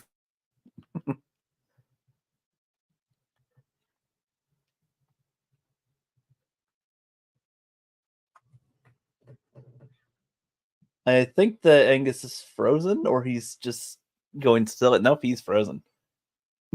Okay, yeah, I was like, okay, that's all you can say. Okay, shoot, Angus, you should reset because you are frozen on the screen and stuff. You say you're here, yep, but I don't hear you, and your screen is frozen. So nice. There you go. Internet connection problems, of course. And I don't know how much longer we had on that video, but that is all good. I would continue to play it if I could, because I do have access to some stuff, but not to that, and he didn't send me the link, so whatever. I'll just chat with the chat until he gets back here. Okay, now he's back. There you go. Everything else is working.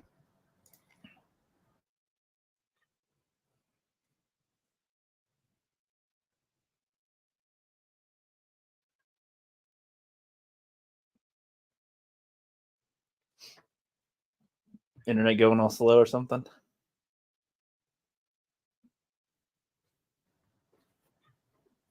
Do you hear me now? Now I do, yeah. What the hell? I have no. Oh, but you roboted out again. You said I have no idea how, and then it just like cut out. What about now? And now I can hear you. Yes, but All right, let's try this. We're not going anywhere. So if you don't like us, you can still buy our books. Which is funny. That's people that don't like Eric actually do buy his books. They're basically feeding. Would you prefer that people like not buy it and criticize it or something? Like, I don't. Yeah, I buy. I understand how these people fucking so... think with this shit. Like, yes, we read the book as customer stuff. We bought it and then critiqued it. Like, what? Yeah, I buy these books. It's not that complicated. I buy these books because it's entertaining, and again, like the Nerdrotic example, so I can be informed, criticizing these books, and if they're good, I'll admit they're good or admit parts are good. I'm not opposed to that. They're so soy, for lack of a better term. They're just frozen for bragging about his hot meat. Yeah. So, to which I responded to Katie by saying, he compared himself to Jesus. You're literally retarded. You ship Shishomaru and Rin. These are characters from an anime called Inuyasha. One is an adult, and Rin is a minor, which I actually say. What does that have to do with anything? No! Oh, was that to do with anything? Not shipping fictional drawings.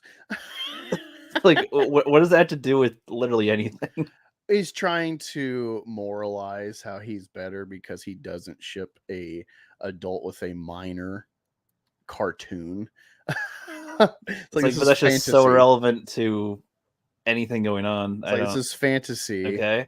It's like, okay, I've said this, I don't know if I said on stream, but it's like, it's very convenient that what's her name?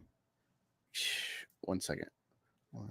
Well, it's just like, I don't know, if we were to be arguing about something and then I'm just like, oh, well, at least I Okay. didn't steal from something, or it's like, what does that have to do with anything? I'm just saying I'm not a thief or something. It's like, what does that have to do with anything? Yeah. What's up, Killy Chow? Ciao. Thank you for the beef. We're reacting to Sturgis because Katie got his attention. Okay, what I was gonna say is Joel and Ellie. It's very convenient that that Ellie is gay, because otherwise you could see a real Lolita relationship happen in Last of Us, like plausibly. It wouldn't be far-fetched for, instead of it being a father-daughter surrogate relationship forming, him letting his guard down after his daughter's murder. Like 20 years later, he finds this new daughter to selfishly project on and protect. It's very convenient she's gay, and that he's not like a rapist, because Right. you can see a lot of different scenarios Yeah. sexually happen in a lawless world. And so it's not crazy if people make. I've not investigated this, but because I'm interested. I just like the show, and the game's all right, but I like the show. But it wouldn't be far fetched if people were shipping Joel and Ellie in their fiction. I'm sure there's that around. Sure. Yeah, I'm very sure there is. And so this like moralizing, like, you ship these fictional characters, and Was she trying to make a moral standpoint? I missed that. If she was, I have no idea who these characters are. Let me look at. Well, no. It's like, what does it have to do with anything here? Is what I'm kind of getting at. Was she making a point to that to some degree? Like, I don't. It just seems like so random for him to bring up. Was she saying that Eric's immoral because of something? I have no idea. Because it's like, just seems like he's just randomly bringing that up. Like, it has nothing to do with anything at all. And it's like, right. Okay, so look, like, this is imagery from anything. whatever the show is. This is Sesshomaru and Ren. Look at this. Like, yes, this could be like some sort of kind of parental type of relationship as a child on the lap. But you can also see this as romantic. Like, look at this. You can see this as romantic. I have no idea who these characters are that the show is. No idea. But it's not far-fetched people to just image-wise ship these two together. Look at this one.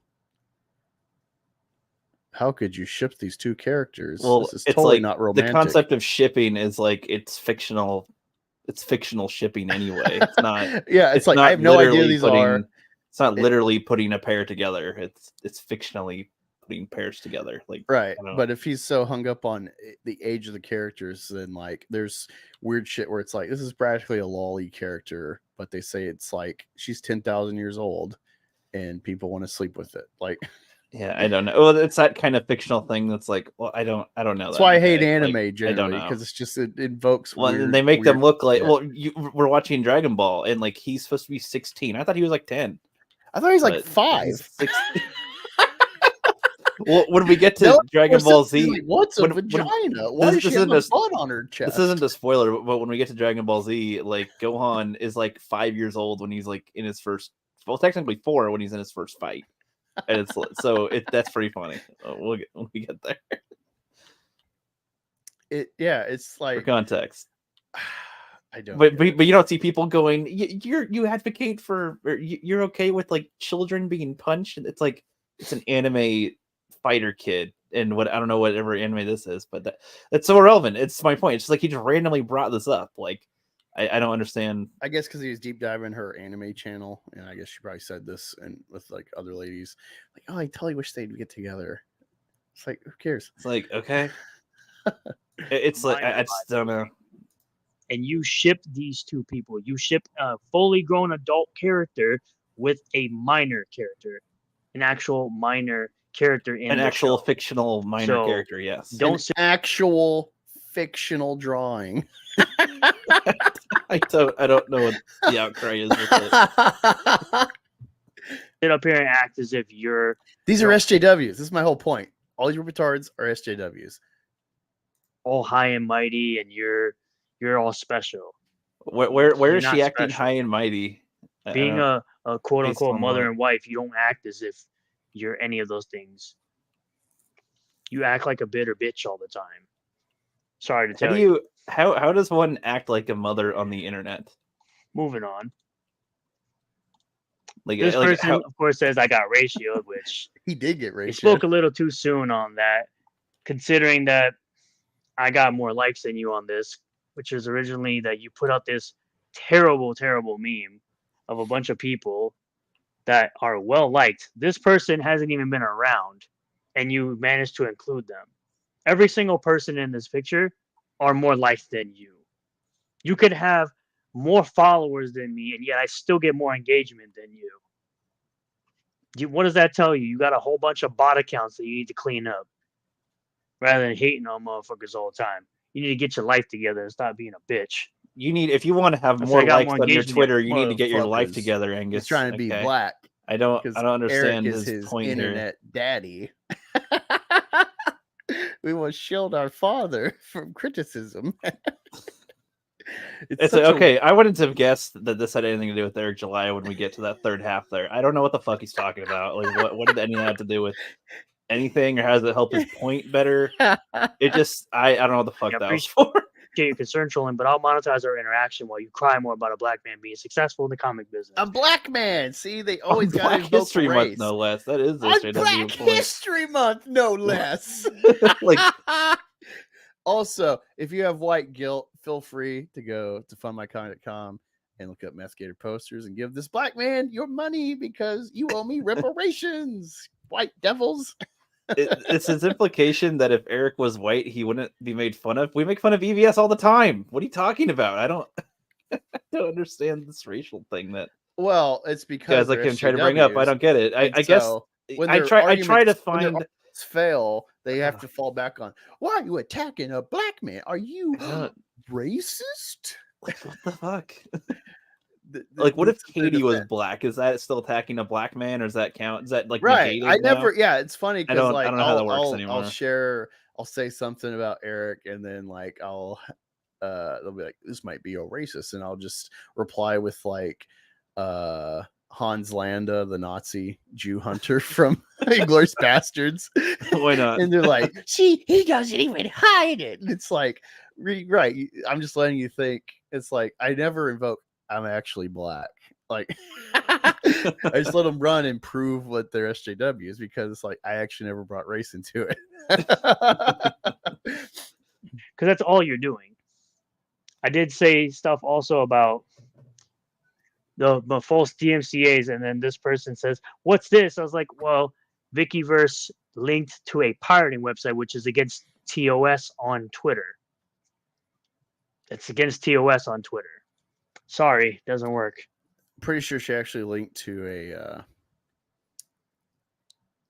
4chan. It was a discussion board about ISOM, but they had that's the whole thing with Tony getting DMCA repeatedly by Eric or Andrew and winning every time he appealed it. And they never pursued further because they had nothing to do against him. They was just trying to silence him.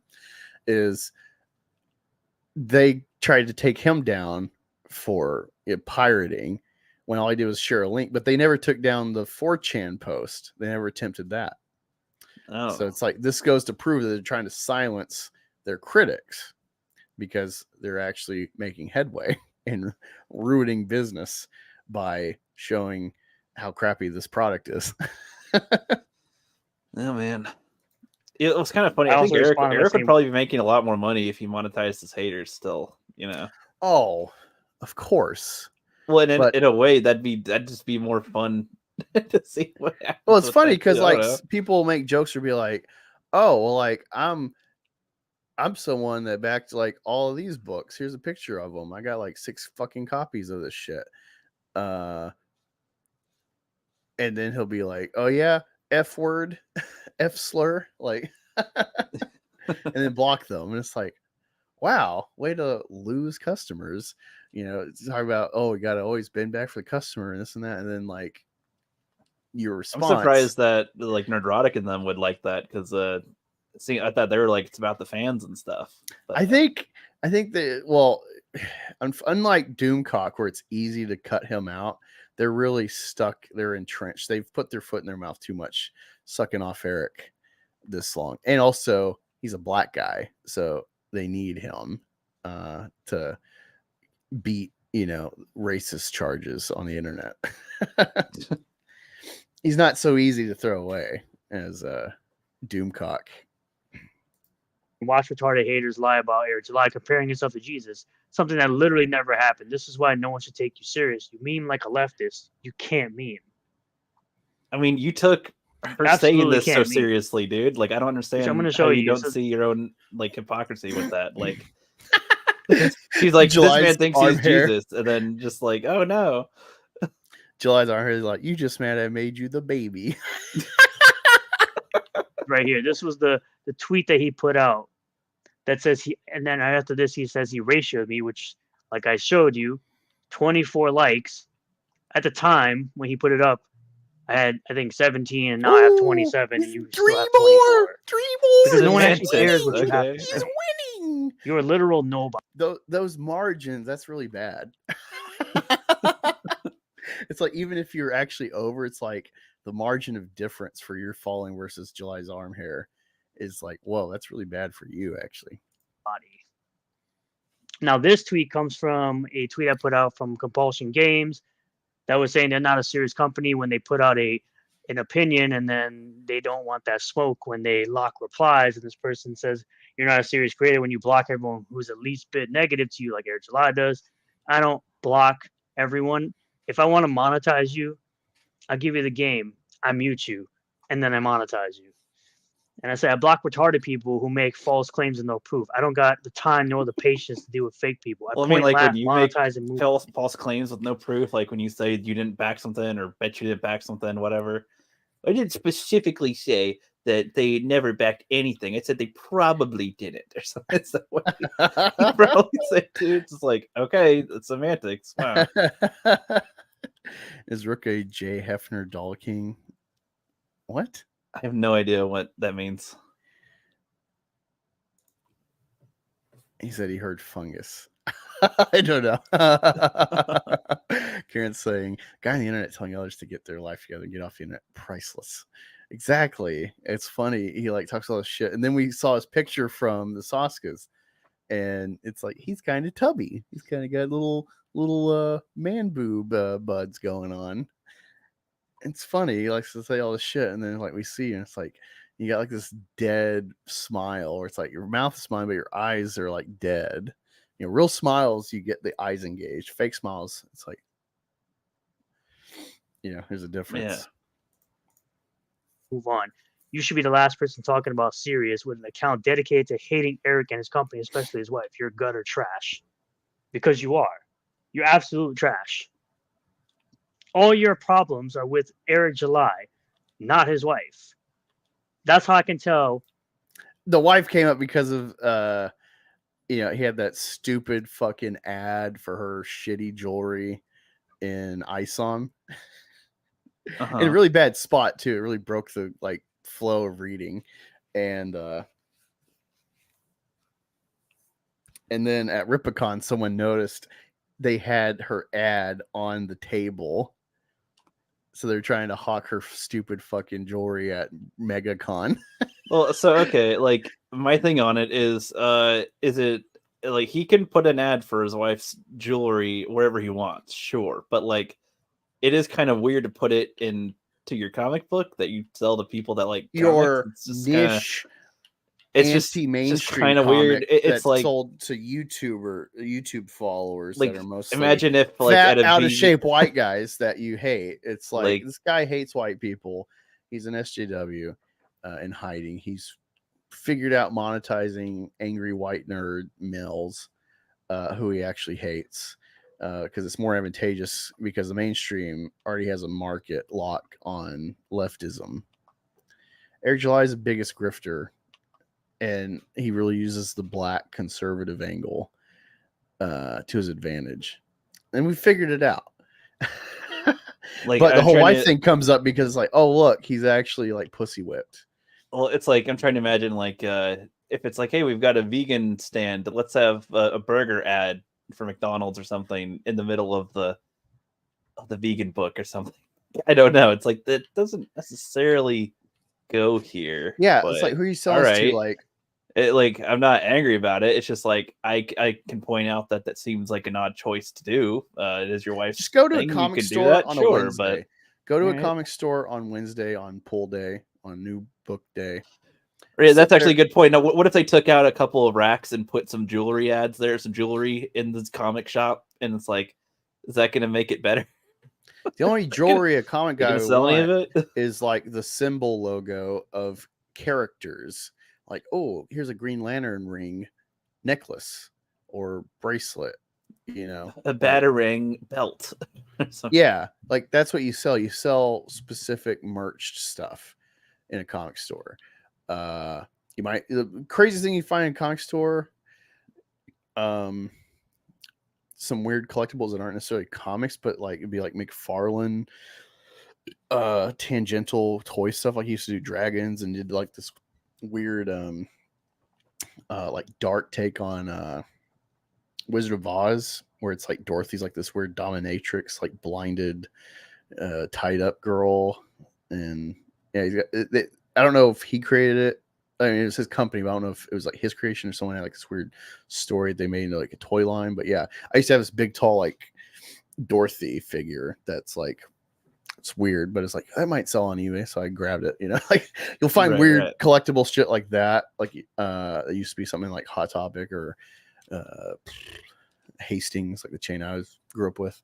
You know, but it's all rooted in like a comic toy creator. This is like tangential stuff in his toy line, or like he used to do Hellraiser toys. That's like weird shit you'll find, or like Magic the Gathering. That's the most like non-comic book stuff you'll find. Warhammer 40K, like tabletop shit. That's like the non-comic stuff you'll find. Maybe like metal music, because a lot of like comic artists have done like there's this band Iced Earth that had like a Purgatory, the devil chick. They had like a Purgatory cover for Iced Earth. So yeah, you might find like, or maybe wrestling. So it's like you're really thinking out like what's the weird non-comic stuff you'll find in a comic store. It's that kind of stuff. All right, not Funko feminine Pop, whatever. Etsy jewelry shit. Yeah, because you gotta think, just go stay at a whole day from open to close and see how many women, see how many children you see on New Comic Book Day at the comic store. You're gonna see a bunch of like 30 plus, mainly white guys, probably out of shape. right. If anything, they'd be like, this. There used to be more comics here. What's taking up all the space now? Oh, this new jewelry rack. Yeah, it's like oh, you know, so it's like I'm never gonna mark. Even I have like a female based comic I want to do character wise, but I'm going like the Powerpuff angle of like, or like Witchblade or Tomb Raider, where it's like, yeah, it's a girl character for guys because guys like boobs. Well, like, it's also okay. This may sound weird too. I don't care sounds, about women as a purchasing demographic, because if women want to buy it, it's because they like guy stuff. Well, I was gonna say, like, you know, it went. So he put it in his book, in the Iceland book, but like you'd think that he'd probably get her more sales by promoting it, like in a live stream or just like saying it somewhere that his followers that watch him there would back. But like the people that backed the comic, maybe that's why, because there's probably a lot of non-fans that bought it for his first campaign that, like, you know, were from where all the audience. Well, it was an attempted grift that clearly wasn't worth it, because putting that ad means he can't send it media mail legally. They could send all of his shit back to him, and you have to repostage it properly. So it could be a money pit postage wise, sending it to backers. So this is why you get charged like $15, $10 or whatever for shipping, versus any like Comicsgate stuff, when you're paying like $10 or $15 postage, because it's a fledgling company, probably made $10,000 or less. So this is part of the profit for the total, like buying Gemini mailers, buying the packaging to put it in, to ship it, and then the postage. That is only like $4 because media mail is like $4. As long as there's no advertisements, like a graphic novel, like the shit in this right here, it's a graphic novel. So you can have an ad for like, oh, also check out an upcoming comic or whatever. That's acceptable as ads for media mail. So that's the other reason, like people point out, it's like, huh. If he did send media mail, he's already committing mail fraud, which I don't care. I support defrauding the government. Right. But it's just like, it's not a practical practice for a business that buys a warehouse to run its shit. Like, they're really trying to like be stable and long term with that kind of purchase. So it's not smart to have thousands of packages that are fraud, mail fraud. Right. What's all this about metal? Oh yeah, it's talking about Iced Earth being a band that had Purgatory on their cover. They used to have Mark jewelry ads in comics. I don't know if Eric did it because of that, but the MJ insert was for military bases to buy something for the woman at home. Well, yeah, that's the thing is like, usually if I see jewelry in a comic, it's a watch from like Citizen Echo Drive, and it'd be like, here's a Venom themed Citizen Echo Drive watch. So it's like, here's like an established name brand company trying to market to comic nerds their product. So they put a little logo on their watch and sell it to comic nerds. It makes total sense because they've like made a specific product for comic people. They're not selling just get a Citizen Echo Drive and it has nothing to do with comics. Yeah, it's like, even if a major factor of comic purchasers are married men with wives, it's just like they're not buying comics to the, oh wow, I should buy this for my wife. No, they buy it because this is a man-child fucking entertainment venue. I'm not saying that as like an actual negative, but it's like comics are like generally historically like a childish form of entertainment that's become more adult oriented. And that's why I don't care with this idea, like make comics for kids. Like comics are on kids are on TikTok, kids are on YouTube, kids are on Twitch. Kids are doing extracurricular activities and not worry about comic books. They'll engage comic when it's on a video game or maybe a movie or a cool anime. Like they don't care. So you want to engage adult readers because they're the ones that have the wallet with the money, with the job. You don't get pussy. I'm sorry. I'm just gonna say it straight up. You don't get any. Because if that's what your game plan is to meme on someone's wife, clearly no woman's touching you. Sorry. If you meme my wife, even you don't get pussy. Even Jay Obama told you not to do that. And that's a guy who says we want to like you, Eric. But at the very least, he'll tell you that family's off limits when you're trying to troll someone else. Well, he put the family thing in the book of a it's like you kind of invoke family. I'm sorry, I don't know. Like you put it in a comic book, and people that bought the comic, well it becomes on it all they fucking want. I don't know what. Well, it's like that matters. Yeah, you put her ad, like you've made her part of the business venture.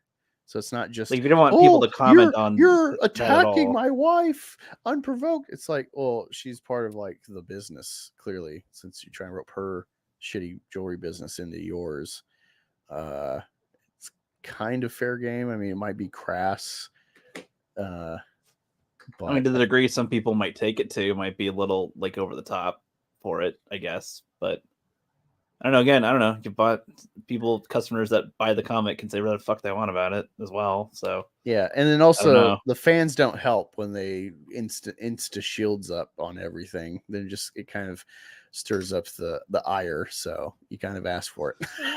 Well, yeah, that's kind of the thing. If you say one thing, especially now, it's the fucking gravestone. It's like, if you don't want it memed, don't bring it It's to just- light. Especially you do any little thing, and then they bring more attention to it, and then it just becomes a thing because Yeah. all this attention was brought to it. Like it's kind of insane.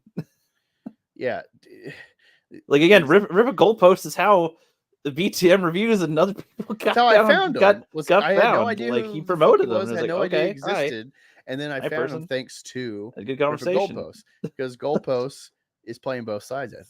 I think he's just monetizing the Ripper controversy both ways. But it's like so you even Sturgis doing this plays into the cycle that he claims to. Well, yeah, it's not it's like, the I guess. I whole don't know. It's Kathleen like, okay. Kennedy versus YouTubers. Like, you feed each other, and I think there's an understanding, subconsciously at least. Yeah. Maybe Disney's trying to avoid it more, but I think they're aware, you know. And it's like these people are too dumb to be aware of feeding the beast. Then don't forget, not serious people who follow fat retarded YouTubers, Tweedledee and Tweedledum, make shit up as they go. Because they do. They literally make shit up as they go. Again, using words you don't know the definition of. Again, this requires me to give money to someone for no absolute reason besides existing, which is how it would be used on the internet. And no, I give money to Eric July for him to give me comics, and I enjoy the product that he gives to me for the money that I give to him.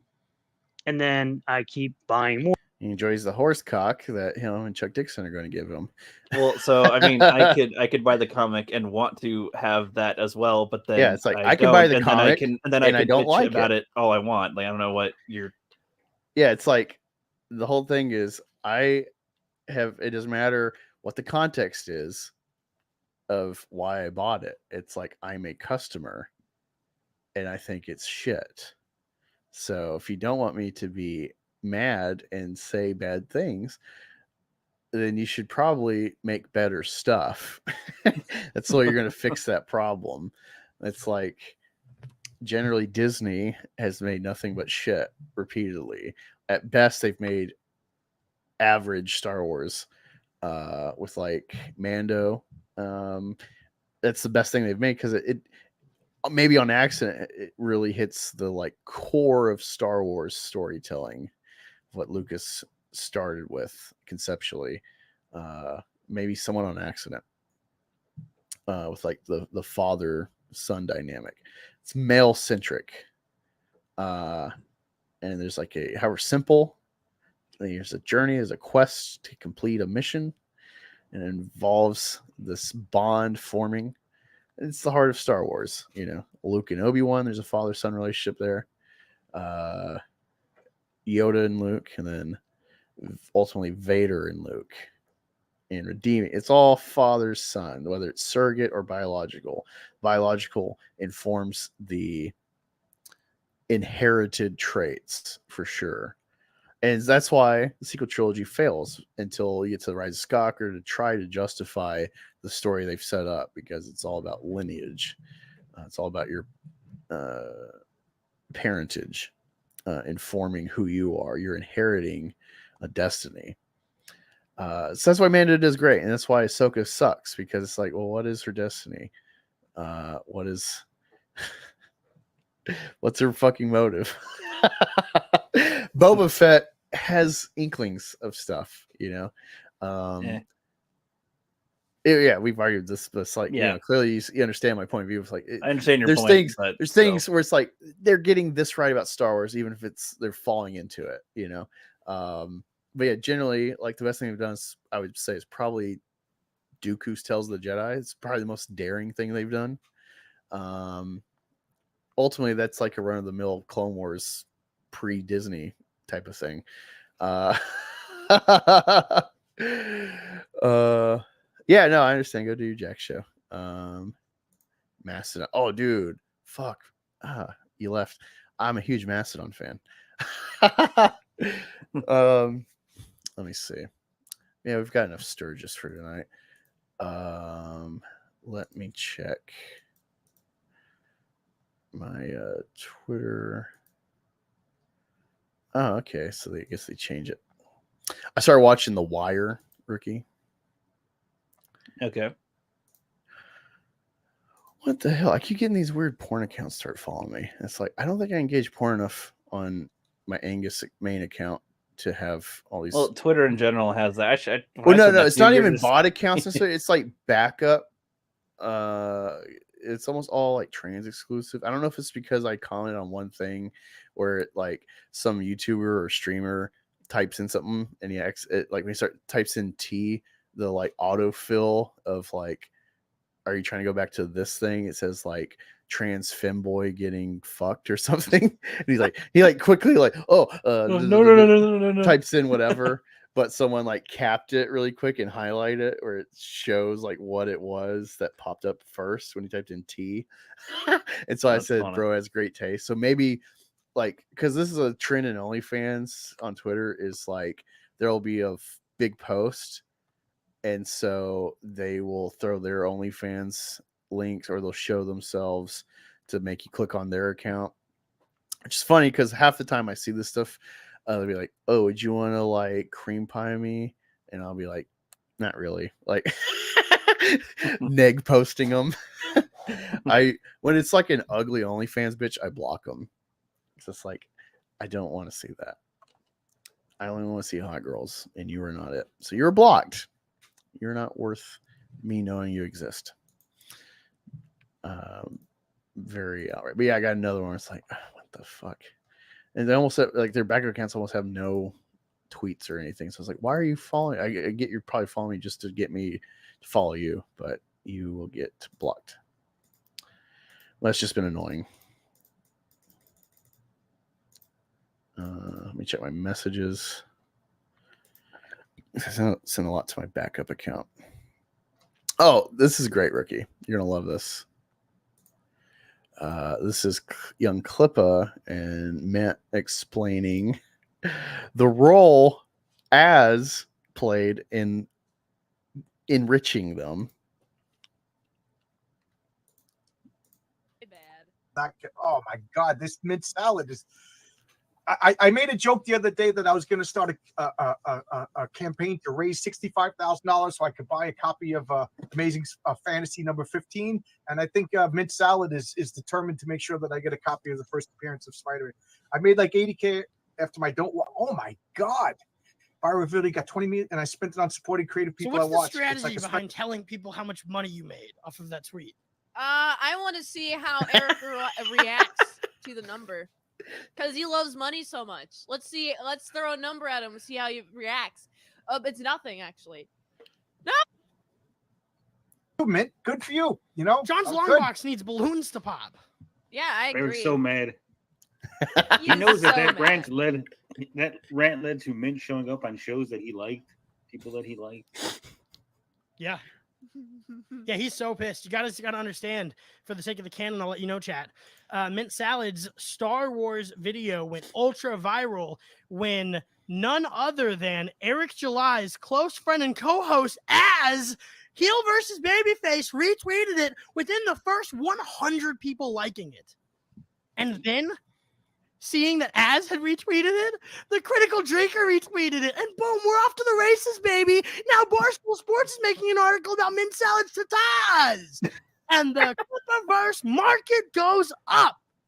This is karmatic revenge. This is because Eric flagged us back in July and August that God stepped in and said, this motherfucker was stealing from a church and scamming charities. Smite him, Clipper! He anointed me, and I did so. I didn't watch this whole clip. I didn't see the smite him part. Oh, I think God's been smiting the Rippaverse each and every campaign, little by little, letting them dwindle. Smite him. That's definitely gonna be. That's pretty funny. With the funds allocated to me by Az's fucking sex pest tendencies. I don't remember saying it just like that, but it's about accurate. This pretty much probably explains exactly why Eric doesn't want like his friends talking to his haters in any way, shape, or form, because that could get them more popular or something. Which could have been exactly why. That could have been Let's say exactly this. why. Well, I know you have. I'm just, repeating that here. Eric, this is why he doesn't say, he has no problem saying Nerdette, because besides like Johnny Depp, like she doesn't get viewership. She's got 70,000 subs and doesn't get like 1,000 people watching her shit. I'm not saying she makes shit. I'm just saying, unfortunately, she's built a big audience, but it was only because of like the Johnny Depp stuff, and she doesn't get like the follow through that her numbers would suggest she should get. Because most of them aren't there for DC comics. It's a lot of dead subs. But someone like Dick Masterson and Vito, like they've doubled their audience because of this Eric July shit. They're legitimate criticizers, and they've built a following or expanded their following thanks to all this saga of the Rippaverse and Eric. And so he won't engage them. He won't say their name because you'll go check them out if you know who their name is. And then he's afraid to lose any shekel. It's like Caro Brown, his fucking ghostwriter, assistant, whatever. She has a whole line of like smut books. He never, he clearly hired her because she has writing chops in his view, but he won't ever advertise her stuff. Of like, hey, that'd be a smarter ad in his books of his stupid wife's crappy jewelry. Be like, I think women be more interested in some like 50 Shades of Grey type of smut, like, and it's also books, so it makes more sense to like advertise books in a comic book versus jewelry, generally speaking, unless it's themed on comics. He never says names because he doesn't want you to engage him, because he knows he could lose following. His channel sucks. Look at Eric is kind of like Nerdette, where he's got this big following on paper. He's got a big number. He's got 509,000 subs. He's only getting like 20,000 views at best on all of his shit. He's lost his audience. He's getting like less than 5% of his audience viewing him, which is just kind of seems to be the state of YouTube generally, unless you're just really on a roll like EVS right now with Trashcast. But yeah, it's like he's afraid to lose any shekel. He thinks if someone else wins, he's losing, because he's got this fucking what I call niggonomics attitude.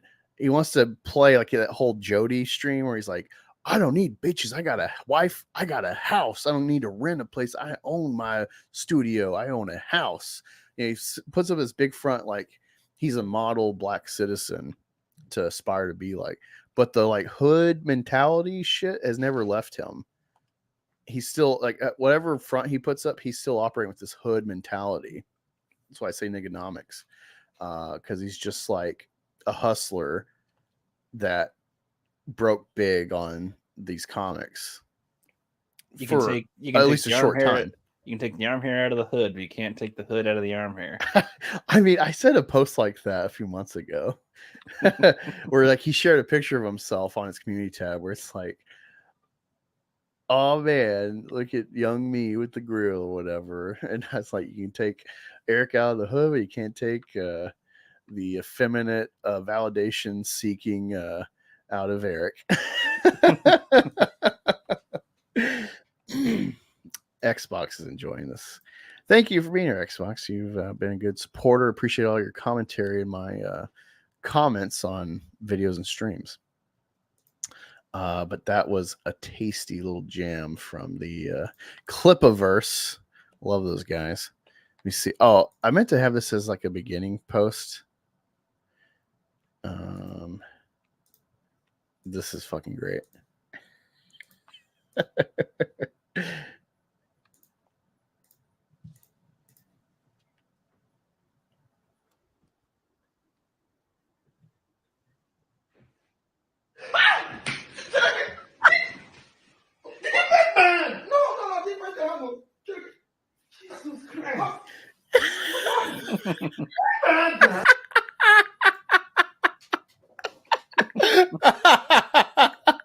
I watched it like 4 times. It's still fucking good. That reaction.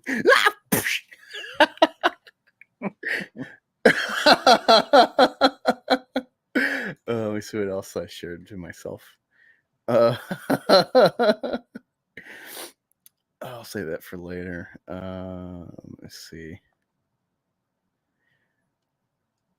Let's see if there's anything else. Oh, you see, there's this black comedian. So it's funny because he was at the Funny Bone, which is a comedy club in North Columbus. Me and Hoff have went to a couple of times. See Ryan Long and Tim Dillon. And this like fat black guy, I think his name's David Lucas.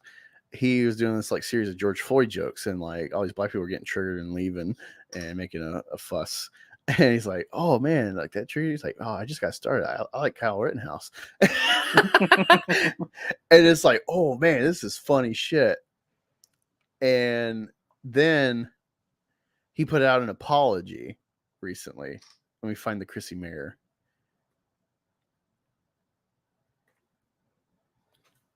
Chrissy Mayer had a good fucking post. I thought I followed her. What the hell? I gotta find it really quick because it's good. It's good.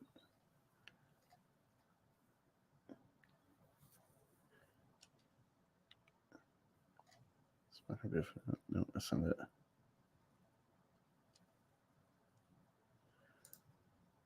Huh.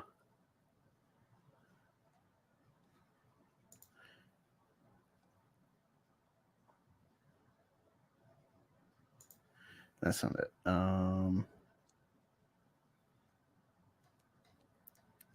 Here it is. Okay. Make sure I share it. This was interesting to me. Here we go. Chris Mayer says, please read the whole thing. David Lucas apologized for making a George Floyd joke on stage. This, as always, sets the dangerous precedent of giving the cancel mob a win and empowers them to move the goalposts further for what is acceptable speech, so much that eventually we won't be able to breathe. Like a knee to the throat that chokes the life out of comedy, their threats are just that, threats, like holding the gun to the stomach of a pregnant woman. Jokes, unlike fentanyl, never kill or injure anyone. Any hurt from a joke is a counterfeit feeling. No individual or group is exempt from jokes. Offend everyone as often as possible. So if you understood, Ricky, she's making a bunch of George Floyd jokes in this assessment. She's like, we won't be able to breathe. You know, I can't breathe. Hands up, I can't breathe. Right. Like a knee to the throat. That's George Floyd.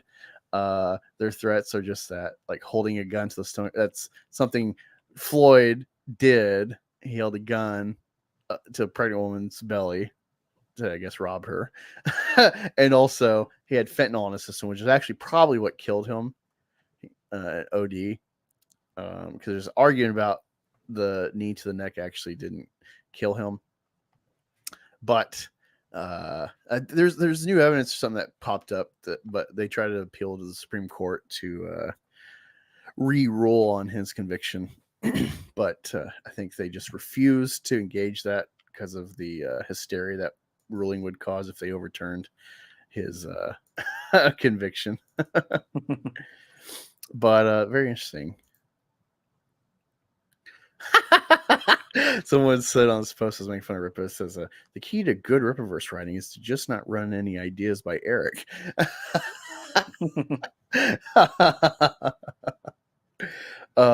Anything you want to cover, Ricky? Nope. Well, good. Go fuck yourself, I guess. Thanks for hanging out with us. Appreciate you. See you next week, if not sooner, for another All American Beef. Should be more awake next time. I mean, I'm clearly awake, but I should be more ready to go. I knew it was a questionable decision to go to bed for a nap, given how much I hadn't slept up till now. It's probably going to linger, so sorry about that. Sorry for the delay, guys. Appreciate you. And go check out BTM reviews if you haven't from the last stream. Find the link there. Go watch the channel. And yeah, go check out my posters if you don't mind. Appreciate you backing. It helps support adding to the pool to try to make my comic.